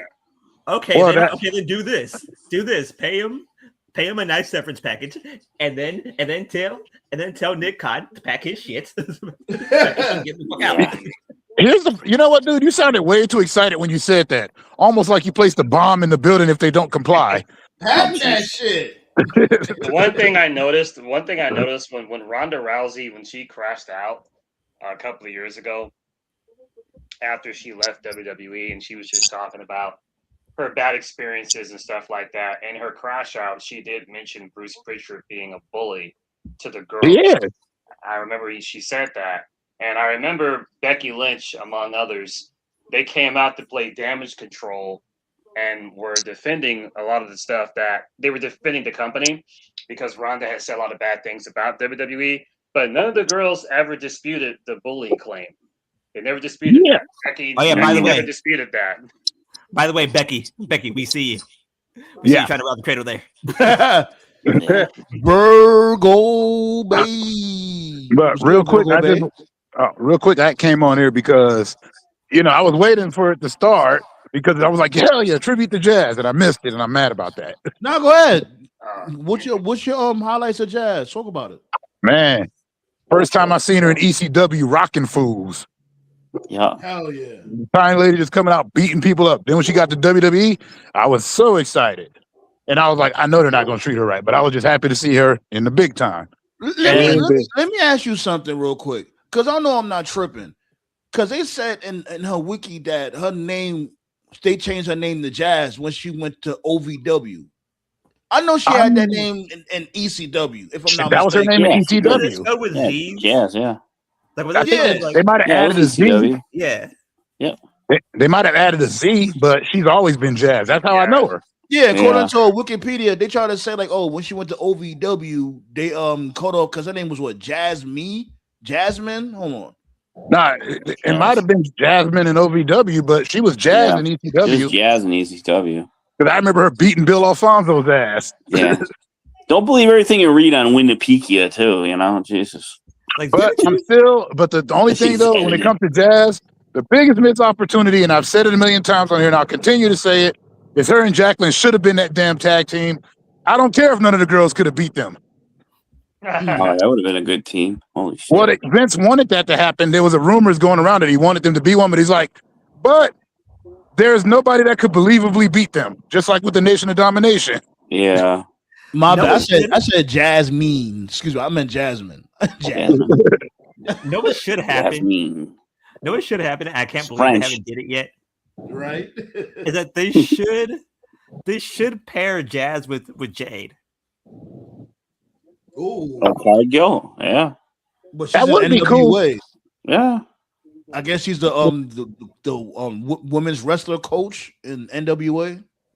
Yeah, but you That's can, good for her. You can Nice. kind of make her a manager or something like that. Either Jess or Jacqueline. One of those two has to be Jade's. Speaking of that, I'm glad you mentioned Jade. Yeah, this shit's a wash, bro. I'm You waiting can't for do people shit. to admit. I saw the post. Yeah, I saw. I'm the waiting post. for people to admit that. Yet? No, She, I posted it yesterday. So to those that didn't see, as of yesterday is 90 days since she's defended the title. Today makes 91. Jesus. I'm waiting for people to. I'm waiting for people to admit that I'm waiting for people to admit that they were wrong because y'all motherfuckers was begging for Jade to win that title, and now look. I wasn't. Jade is fucked because unfortunately it's very apparent that Bianca's not ready. Because if she was, she would have been in the Rumble, and she's not. And they don't have anybody else because there's no fucking division. Yo, I'm glad they weren't in the Rumble. Nothing for Bro, her. there's no division. There's no division, bro, because all her potential opponents are in tag teams. Yo, y'all see Montez Ford, right? Speaking of Bianca. Oh my God, what has he been eating? Yeah, I saw I him. ain't gonna lie, I was gonna bring that up. I won't be surprised that Bianca Belair might be pregnant, B. Yeah, Could be. that's what I'm hearing. Maybe She might be pregnant because what does Duke got all that weight out of? And he got that weight from out of nowhere. Not only that, like I understand he got a broken finger, Bianca Belair. Yeah, I get it, but a year and some change, it's more than a broken finger. And I hope she heal up. I hope she heals up 100%, of course. But it got to be more than that. Do you gotta know? I've been said it was. Man, I've been saying that it's got to be more than a finger. Like she been hurt since WrestleMania, so I'm like, it's bread in the oven. I'm like, it's got to be more. But hold on, like what did her versus Jordan Grace look like? Doesn't that interest you? No, there's not enough time, bro. There's not enough time. She just got called up. She's not even over. No. Hey, I'm glad she wasn't at the Rumble because from what I saw, that Rumble was trash. It was garbage. The ending was. Oh, I was glad that you were right though on the prediction for the Liv Morgan, but I meant like it was trash. Had everybody dressed like Power Rangers. ESPN with a D. I mean, you it. could blame Saudi for that, but yeah. All you needed. The best thing they should do for the women's title. People are gonna complain because it's social media, but I'm sorry, bro. You just gotta look at the lay of the land and realize, okay, there's no real good option here. I think they did this a couple of years ago. They called it a highlight match or something at Mania. It was a match they had like 4 tag teams or something. I forgot what they called it. It was like a highlight or something. But I would just have like a fatal 4-way with like 4 girls and say the winner faces Jade like on the SmackDown after Mania or something. And oh, how dare you leave Jade Cargill off the card? Listen, bro. Listen, if you've been watching Mania, especially these modern Triple H run Manias, every champion is not going to defend their title at the fucking big show, okay? They had fucking the ladder match on SmackDown last year and not at Mania. Remember, fans booed that out the arena. So there's going to be people that are going to be left off. Everyone is not going. I go on social media and I see people say stuff like, oh, Trick's going to be doing this at Mania. Carmelo's going to be like, you guys are fucking crazy if you think that everybody's going to have a spot. Like, you're giving these people way too much credit. No, they're not. Hobbs going to have to kill somebody. Some of these people are going to be in the Andre the Giant Battle Royal, and some of these people are just not going to be on the card at all. Right. So, hold on. Only has like 5. Now, if they had what's a real G shit told about the Andre the Giant Battle Royal? If they had a tall chick wrestler that was a legend, they put a whole bunch of women in that Battle Royal too. Now, remember they tried to do that Battle Royal. They tried to call it shit. They tried to do they called it the Fabulous Moolah Battle Royal, and fans shitted on that. Jesus. You're right. And they gave Naomi a trophy that looked like a vagina. Like, literally, that's what it looked like. It really did, though. Like, what the fuck are y'all doing? It's bad enough, y'all. Bro, it's bad enough y'all tried to name the Battle Royal after this bitch, but look at the goddamn trophy. Are y'all crazy? No, but about Carmelo Hayes, like I said, Hobbs is gonna have to kill somebody. No. So Carmelo Hayes, come on. Did he pull up tonight? Yeah, he fought the Miz. That's it. Oh, you know that's a gatekeeper. The gatekeeper. There you go. You can't win with these fans because if they put Jade on the Mania card, then they'll be complaining like, "Oh my God, so many matches, so long the pay per view." Shut the fuck up. These fucking fans. They bitch about anything. We just want Jade to have some competition though. Yeah, Jade exactly. Have no competition. Right. And I said this before. I said this before. People didn't want to admit it. TK booked her better. TK understood her strengths. TK knew that, okay, this is basically a Goldberg type athlete. Let's just work with it.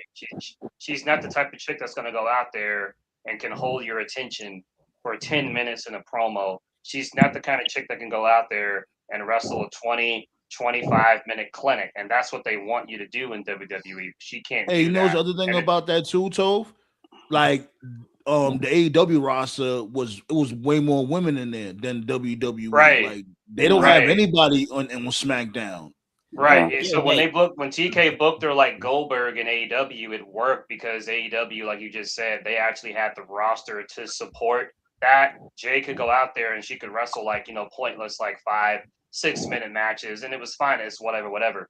You can't really do that in WWE because WWE doesn't have the roster to support that. Like, look at the SmackDown roster, okay? Like, who can Jay go out there and have like a 5-minute match with? You think go out there? Yeah, right. Okay, B-Fab week 1, Meechin week 2. Then what? That's it. Then she fought Chelsea Green after and squashed her. Right. That's right. So now you've gone through all your jobbers. Now the only girls left is like your Alexa Blisses, your Charlotte Flairs, and they're not going to have Jay do that. You're not. She about to defend her title next week against Jordan Grace. So no, she's not ready. Ballet. She's not ready at all. You know what you do. You know what you do for Jade? You take those 3 women she wrestled, just put them under a mask. There you go. You double your roster. Oh God! Actually, you know what? Y'all are laughing your asses off, but that's how they used to do it. I know. That's what they're doing now with Brownie and Americana and shit. I was at an indie show. This fat guy wrestled, right? And then a couple matches later, I see a guy come out with a red chest. He's wearing a mask. I'm like, wait a minute, didn't that guy just wrestle? And they just put a mask on? Well, hell, like, Bobby Heenan would come out as a manager, manage his guy, and then he'd have to be enhancement talent, so he'd have to put on a mask and be put a mask. Yeah. But he was so good at it, you couldn't tell. Yo, Nate. Yeah, man. Like Bobby Heenan doesn't move like that. Yo, Bobby, he was one of a kind, man. He took the best bumps as a manager. Yeah. But when he wrestled, you couldn't tell. Like he said, I wrestled like a manager and I manage like a wrestler. Yeah. The way Bobby the Brain Heenan took time to rip Hulk Hogan on a weekly basis. I still don't get how people say, "Oh, he ruined the turn." Like, no, he's not. He's in character. He never. No, it was great. He always put him over like line because remember he knew Hogan was a piece of shit ever since the late 70s. Yeah, exactly. Right. Like, he knew what type of time Hogan was on from Jump Street. And when Hogan did the turn, he said, "I told you. I'm always been saying for all these years." The funniest part about the Brain was that the rest of the NWO he was cool with. He was cool with Nash. He was cool with Paul. He was cool. That's what made it funny. Hogan was the only one he didn't fuck with. That's it. He was cool with Rude. He was cool with. But the genius to that was that it always put Hogan over. It always put him over. I was confused. Let me ask you guys. I wanted to say this. I'll ask you, Tove. You start off with this question. You start off with the answer to this question. What made NWO so cool? You know what I'm saying? That's why I asked you guys. Like, how did they capture that magic, yo? Because these motherfuckers, they keep trying to capture that magic till this day, but you can never capture it. Like, what was it? What made the NWO swag. so Nash cool? had swag. That too. What made the NWO so cool at the time? Like, it's just one of those things that, like, you're a younger person, you can watch a clip and stuff on YouTube, but you just had to be there, man. The reason why the NWO was so cool was at the time, if you were watching your TV back then, it really felt like WWF was taking over WCW. When Scott Hall showed up at that Nitro and it was like, you know who I am, but you don't know why I'm here. Everybody was like, wait, is that fucking Razor? And then when Razor was like, I got a big surprise for you, man. Like, we knew it was Diesel. Then Diesel showed up. And it's like, yo, these dudes taking over. It really felt like they was taking over, you know? The big man and the medium-sized man. Yeah. And then they show up at Nitro with popcorns and soda. We got tickets. Came to see the big boys. It's like, great. That did sound wild, though. It sounded wild. It blurred the lines. The fucking Disney attack had so much heat. People were calling. Oh, people were calling the police. They thought it was real. He literally launched poor Rey Mysterio directly. Fucking lawn darted him. He fucking lawn darted him. That shit will never happen. You will never see someone call the cops over a wrestling angle today. Like, absolutely, no way. It would never happen. He darted Rey Mysterio. He literally darted his ass. But that was the problem with that. You know, we even back then, you know, we always heard that wrestling was, you know, I hate saying it, fake and all that. We always heard that, you know, through the grapevine, but they still had the magic. And then somewhere along the line, I think that they're right when it's like, I don't want to see my heel on Instagram shaking hands and having beers with the guy he's supposed to be facing. I want to believe you hate each other. And like the funniest part about that was that if you watch it now, you're like, yeah, Ray got a concussion. He darted his ass. You know what I think it was? What got NWO and the Wolfpack over around that time is because that's when gang culture really got popular. Yeah, like, especially when it came to like the East Coast and shit, like, you know, the Bloods and the Crips and all that. Yeah. It was different too, because at the time people were just tired of the white meat baby face. I was or even the over the top heel, you know, where they had like where you had this bad guy from the Dark Force dimension type bullshit.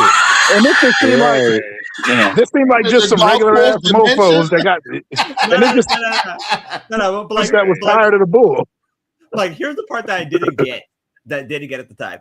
I'm surprised that the NWO didn't come back and whoop Mongo's ass and whoop Benoit's ass. And what I've noticed about wrestling is, and what I've noticed about wrestling is that I've noticed that wrestling is like a seesaw for like, you know, white meat baby face, or like, you know what, we want something a little bit more edgy. It's like when you're a little bit on the edge for too long, then it slides back to like, all right, let's go back to white meat baby face. But then, like, when it's on white meat babyface for too long, it's like, okay, we need to go back to the edge or whatever. Like, right now in WWE, from what I'm seeing, like, when I see guys like, you know, Jacob Fatu, Obafemi, even though he just got called up, Trick Williams, even though he just got caught up. Like, when I see the guys that come out that have a little bit more edge to them, the fans respond more positively to them than they do to, like, say, Cody. Because Cody is like white meat babyface, you know what I'm saying? Like, when fucking AEW, like, Hangman's cool and all, but people were really fucking with Hangman, like, when he burned Swerve's house down. Like, that was a great segment. That was a great story. That was amazing. Like, yo, this dude, like, this dude burn your house down. Like, people want that Hangman. They want that Hangman, that type of petty Hangman. But then when he went back to being like, okay, like, we're cool, buddy, I was like, nah, we don't want that. We want the edge thing, you know? Hold on, slow down. What really made that scene pop was this dude Hangman sipping a glass of whiskey while watching the house. That was a finishing touch. That was chef's kiss. But back to Monday night, Oba savored that ass whooping. Yo, what the fuck did the War Raiders do? Like, I don't know. Like, yo, what is going on, yo? I have no idea. You want to talk about Braun Breakers cooked? I know what happened. Is cooked. Here's my theory about that. My theory was that they weren't satisfied with what was being served at catering, so they had to be taught a lesson. Clearly. Imagine the War Raiders. Like, I'm rightfully so. This dude Obafemi, that's how we should be booked. Like a complete juggernaut. Just wiping motherfuckers out. Damn, the War Raiders though. Oba literally gave Ward, right, or like Rowe, yeah. He literally gave Rowe a motherfucking pop up last ride. Yeah. Then poor Hanson, he gave him the fucking European uppercut of death. Yeah, but you know what I liked about that segment? That dude's chest. You know what I liked about watching that segment though? it looked like there was no cooperation. It looked like, oh shit, we really have to do this. Right. Like there looked like there was no discussion back there about we'll do this and we'll do that. It was like massacre. Dude, fucking, bro, the look on their dude. faces genuinely sold me. Like they genuinely look surprised. Like, what the fuck? Right. So hey since guys, we all know to fucking I take got a our match for ideas, you. I got a match for you. We're putting you back on the spot. You got your gear. Get in the ring. And then they have to hear that music. That's what it looked like. So since we know they fucking take our ideas anyway, like okay, Triple H, here's an idea. Like I don't know how you could fuck this up, but you'll find a way to fuck it up. Okay, here's the deal, Triple H. Okay, watch Friday. I know you don't watch black movies in Connecticut, wherever the fuck you from. Okay, watch fucking Friday. Pay attention to fucking Debo. Okay, Debo's character is Oba's character. What's this? Your match? Nah, my match. What? Your segment? No, my segment. What? Your title match? No, my title match. That's the gimmick. Wait. That's the There's gimmick. only one problem with that idea. It'll be like, why am I watching Zeus? Yeah, no holds barred too. And then it's over again.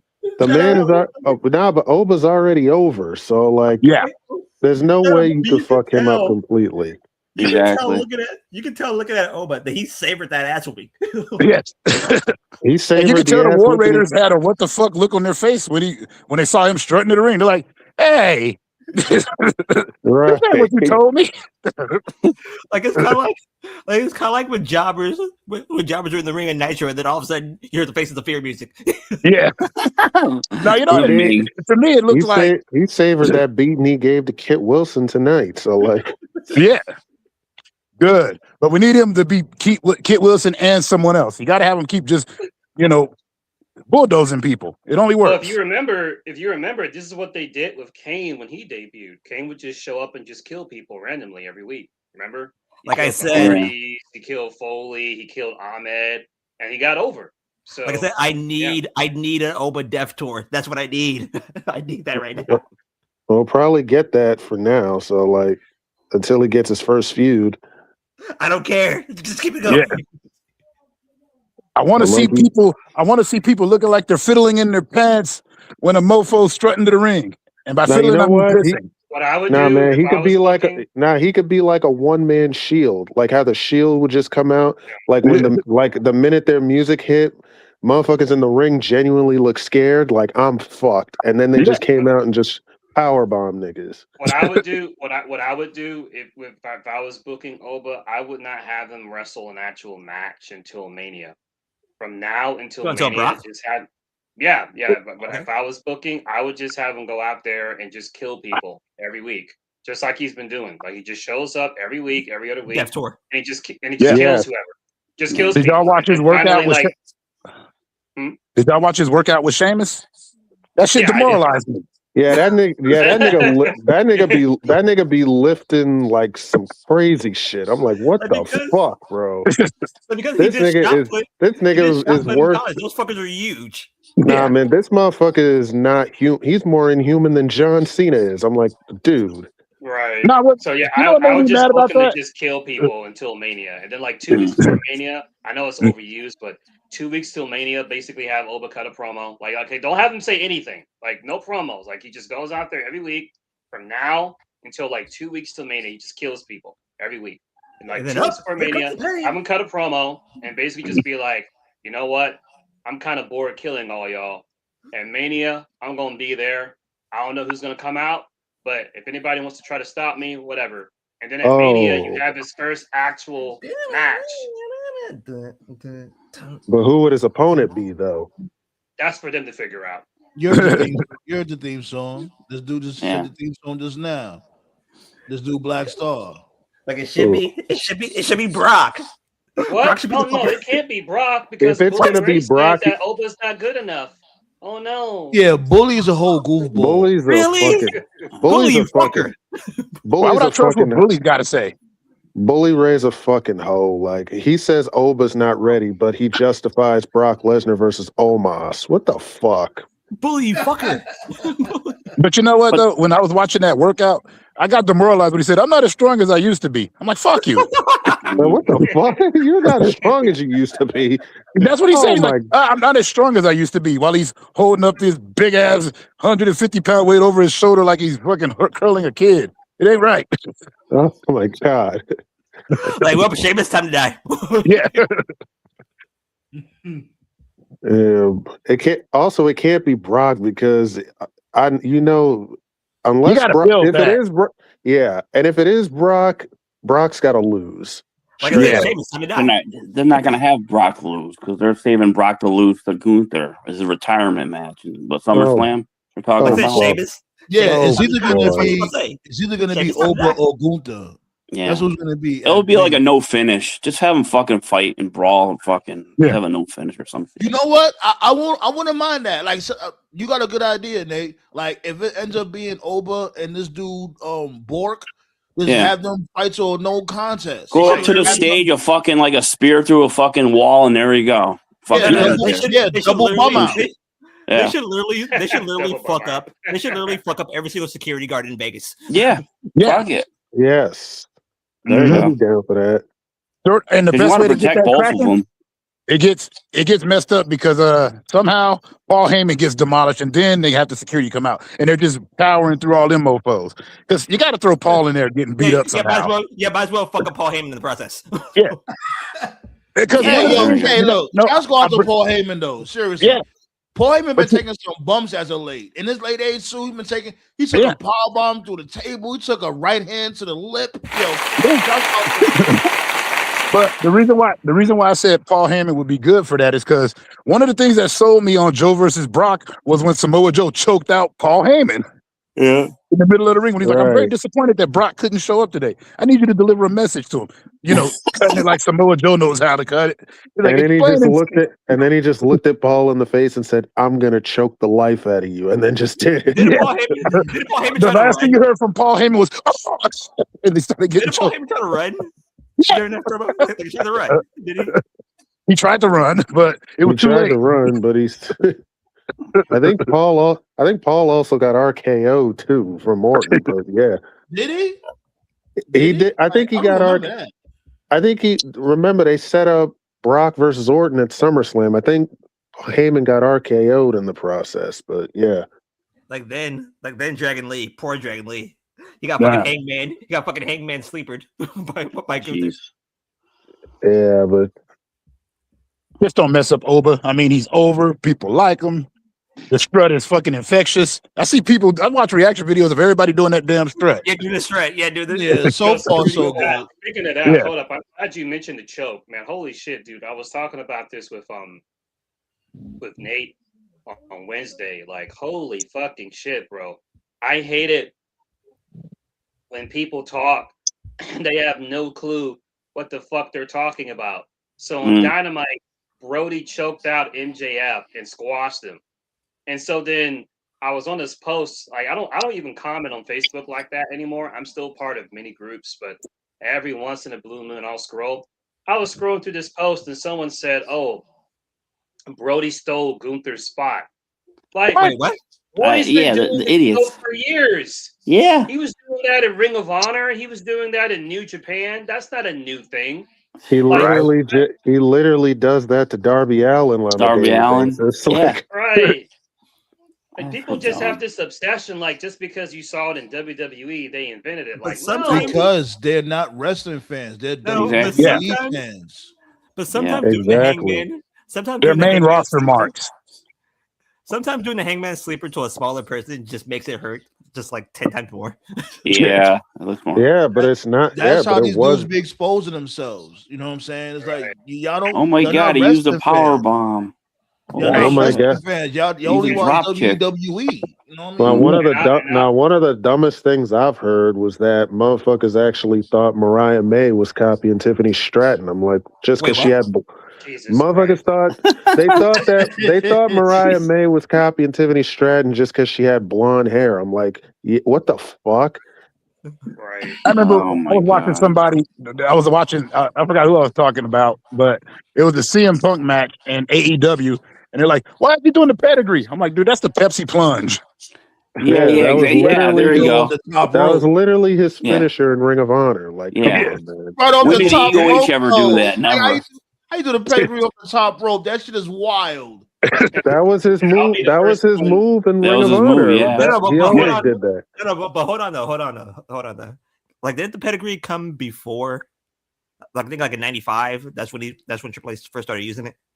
Yeah, 95. Yeah. Yeah, they called it the reverse neck breaker. Yeah, I think it wasn't called the pedigree yet. It was called the reverse neck breaker. Yeah. I also want to take this. I also want to take this time to admit, because a lot of fans out there, they don't ever admit when they're wrong. When they're wrong, they ghost or they play stupid, whatever. So I want to dedicate just this little time here, Mr. Andrade, sir. I will give you your flowers. You have improved. I called you a bum. I called you a bum for a long time. I said you're like the modern day Jeff Jarrett, just going everywhere. Didn't draw a dime, but you know what? Since you've come back, you're in shape, just like the best. Still want Jarrett. I see you're doing this Rick Rude like ladies man gimmick. Okay, it's something. It's something we can sink our teeth into. Your matches have been great. You had a great match. Hold on. The motherfucker literally brought porn stars to AEW. Yeah. And the porn stars directly buried the motherfucking company. Yeah, he says it's fake. So he doesn't need to count his family. This is what I'm talking about. He don't need that. Yeah, he doesn't. He really doesn't. But then why is he still with them? You could literally do this gimmick of him just like every week, where it's just like, I know people are going to be so offended because we grew up in the 90s, was whatever. Like, you can do this gimmick every week with just a different like group of thoughts, hoes, whatever, whatever you want to call it. Just do it like every week, just a different groupie girl, whatever, that goes out there, has banger matches. You can post. Like, it's working. This can work. This version of Andrade, this version could actually be a world champion. Now, could he be like a guy of the company? Probably not. No. But can he be a world champion? I see no reason why he can't. He's very I'm not going to hold. When it comes to AEW, you could be any champion. They got like 20. Yeah. Well, I'm not going to hold you, man. If you would have told me today, matter of fact, if you would have told me like on his first run in AEW that he was going to beat Swerve and Omega, I'd have said you were wild. But this version of Andrade, this run he's on now, already infinitely better than his first one. Yeah, give him the belt. Why? I'm gonna make it. You know what? I had to give him grace on his character development because at first, you got to remember he started off in a mask for many, many years. It wasn't like Del Rio, because Del Rio wrestled in the mask too before he took it off. But Del Rio had the other tools, but Andrade always had that mask on. Del Rio took off the mask because Miracle Crow Cop nearly kicked it off. Watch, I'm gonna make it. But I'm saying I'm not trying to come to conclusions. But that's a different transition. I'm not trying to come to conclusions or anything, but I couldn't help but notice that this newfound motivation he seems to have came right after a divorce with Charlotte. I've noticed this as I've gotten older. I've seen a lot of my male compadres, comrades go through a really bad breakup and actually do better. Like it's like they just finished a jail prison sentence. That's crazy. Yeah, rejuvenated. No, he gets the phone every time he got a phone. Crazy bitch over there again. Every time his phone would ring. Every time his phone would ring, it was always Rick asking for money. I bet they got annoyed. Like, Rick, talk to your daughter. Don't talk to me. Leave me alone. Nah. So it's like he beat Swerve, and I'm not mad. He beat Kenny, I'm not mad. I'm like, if he beats Hangman, I'm actually all right with it. Yeah, it wasn't mine. Why not? That would be dip. I said Andrade was going to be a wild card, and him doing all this is great, honestly. But Ric Flair, we talked to the cops like, it wasn't my daughter, it was the sweatback. Woo! But also, the other thing was, I started being on his side when I saw that match with Sosa. He did that indie match with Sosa out in Belgium. Good match. That's where I first saw Sosa. Dude, I'm gonna make a prediction. AEW is they're gonna film segments with Andrade. It's gonna be on Andrade After Dark, taking these women to restaurants and then the hotel room. Guarantee. They're gonna go full with It'd get over. They're gonna do it. That would actually get over. That's the sad part. If they did that as a weekly segment, right? If they did that as a weekly segment, like where he's just taking a different thought to like a hotel and he fucking a restaurant, yeah. It'll get over. It's like some modern day Val Venus Godfather shit. Do it. TK. There we go. Pull the trigger. Like they should do it like Razor. Like Chicas for fun. Right. Just for fun, Holmes. He's got the look. Yeah, do it. It'll get over. And matter of fact, if you're gonna do these segments, put some of these Don Callis dudes in the segments with them. Give them something to do. You know? There we go. Yeah. Let Alexander like be his wingman or something. You know? Yeah, there we go. Yeah, Lord knows he needs something. What he should do? Oh, even better. You can have have Archer Lance. I was about to say that. Have Lance Archer be that guy because he's always out there with him. It would work too. Yeah, he'll say everybody fucks tonight. Every time. He's going down a slippery slope because he'll end up taking over that Callis family. They'll forget all about Don Callis. If they'll go this way, they'll forget all about Don Callis. Yeah, fix your dentures too. Like, all right, would that be a bad thing though? Actually, get over. No, it won't. Actually work. Would that be a bad thing though, bro? At least you won't have to hear his theme music no more. Don Callis goofy ass up him and his stinking ass music. Know what he should do? Know what he should do? He should walk over to the cameraman who like, if something happens to my gold or my women, something will happen to you. Just slap him. Bam. No more locked doors. But yo, oh man, that's bogus behavior today. I posted it. You already know. Bogus behavior should be the United States getting booed in Italy during the Olympics. Oh jeez. Yeah, wow. That's what I'm talking about. Yes, boo them. Boom. But the athletes didn't do anything. It's getting to the point now where I don't even like Cheetos anymore. Oh man. Like the athletes didn't do anything. That's the one thing that I'm kind of on. True that. But I'm gonna pull it up on the super duper highly expensive Counciltron real quick. I gotta show y'all, I gotta show that the footage real quick. Was that the guy with his Adam's apple basically went in his throat? Dropped on his head? Yeah, Adam's apple ended up in his chest. Whatever, yeah.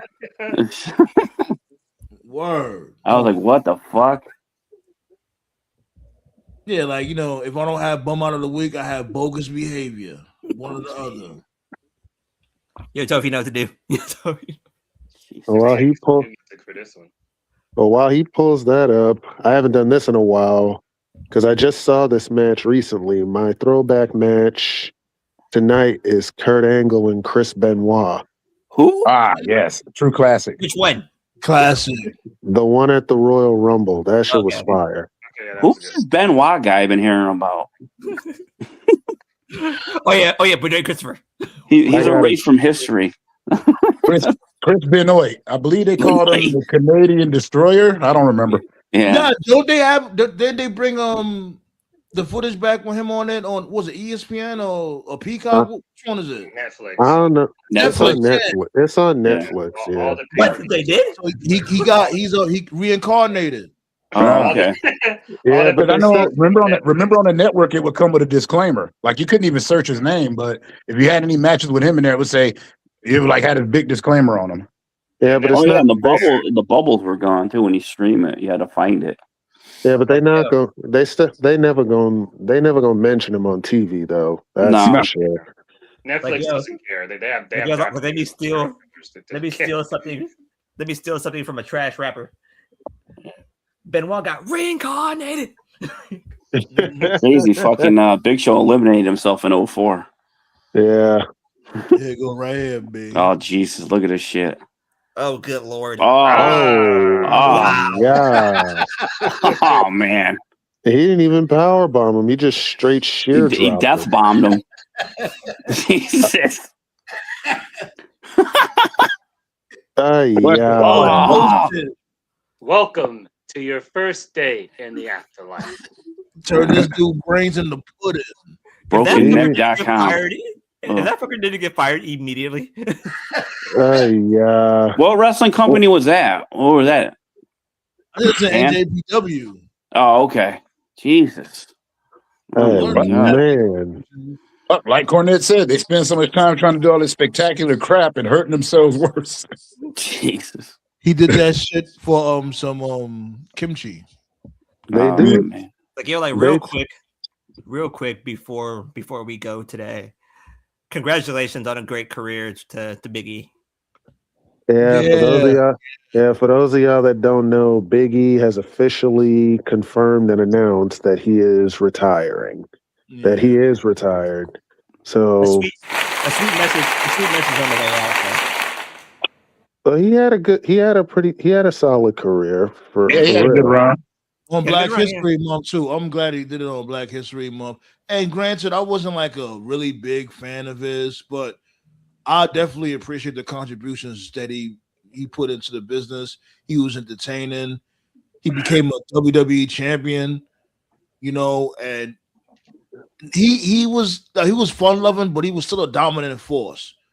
So I completely shit on him, man. At least I do like the fact that they made him serious when he won the WWE title. Like, he was still charismatic and goofy here and there, but when the bell rang, he got serious. At least with Big E, Vince did it immediately on March 1st, bring out Brock Lesnar to whip his ass. Oh God. Yeah, like how long did he have the belt? He won the belt. He won the belt like after. I think he won the belt after SummerSlam. I'm sorry, bro. I thought the title run was fucking dog shit. Sorry he retired though. I was not a fan of that run at all. I mean, his world title reign could have definitely been better, but it wasn't like unwatchable. Like, he had some serious competition. He had Lashley, Drew McIntyre. He fought Roman Reigns. And that shit was totally forced, bro. He should have. I'm not even gonna. He should have fucking cashed in on Roman, and they weren't gonna do that. So they had him cash in on Lashley. That shit was so fucking stupid. I mean, you knew he wasn't gonna beat Roman, but like I said, they didn't immediately sick Brock on them. I mean, it could have been worse. They could have gave him the Kofi Mania treatment. What is March 1st? Brock, get out there. He still ended up losing to Brock anyway. Like, that didn't matter. All because Roman got sick. The dude loses 12 seconds of Brock Lesnar, and the week later he's throwing pancakes. No, fucking kick Brock Lesnar's ass. Hit him with a pipe. Yeah, that was nothing about it made any sense. Nothing about it made any sense because the reports at the time that happened was that they had just moved to Fox. Yeah, they wanted Lesnar as the top guy. Right, so the Fox wanted Brock, but then they drafted him back to Raw. So that shit bit him in the ass. That ended up biting him in the ass. Kofi lost. He lost for no reason. Then he lost because they wanted Brock on Fox, and he got drafted to USA anyway. So what was the point? It all meant nothing. So dumb. The point was that tells me that one regrading pop. That tells me that Vince never wanted Kofi to be champion. That was it. Of course, that's number one. No, he didn't. That's number one. And number two, remember what Brock did after he became champion? They gave him Cain Velasquez. Oh, jeez. Yeah. Remember that abomination? Yeah. Remember that abomination? That shit was so petty because people didn't want to watch that shit in Saudi. And then when they went back to America, Vince was like, I'm going to replay it on the show anyway. Like, they showed the match. Hey, remember that, right? Is that where? That was one of the worst signings ever, Cain Velasquez. That wasn't even a match, bro. That shit was like the bell rang, put the Kimura on, and he tapped out. I'm like, what the hell was that? Yeah. So you're telling me you could beat $1 million off that one match? Yeah. Bro, what bothered me even more is that, bro, you beat Brock Lesnar legitimately in a real fight, and you give up in seconds. Happy for Cain. Happy for Cain Velasquez getting out of prison for murdering that child molester. Right? Oh, yeah, there we go. Right. He used a gun. If he didn't use a gun, it would have been different. Yeah, I do give him props for that, though. He used a gun. That's why he got locked up. It's like you could have just beat him to death, and it would have been all right, buddy. Like, man, fuck that. I'm getting old, B. I'm packing you up ASAP. Anyway, My stamina's not that good. it don't Thank matter. The It nigga don't should- matter how he. I still say he did the Lord's work with that. I don't care. Exactly. But let's get up out of here, though, B. Appreciate y'all for pulling up. You already know the vibes. I guess I see y'all when I see y'all. You already know, B. Much Yes, love. sir. All that. Alrighty. Yes, sir. Let's get up out of here. Seaflu.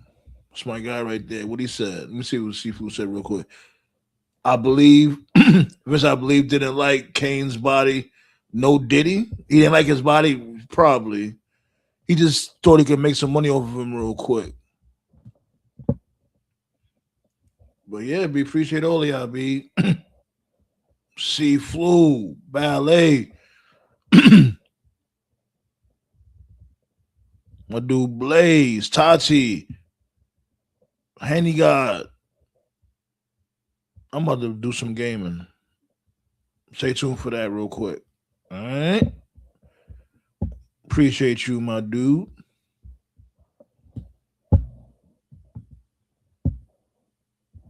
Get that thumbs up on your way out too, B. Highly appreciate that.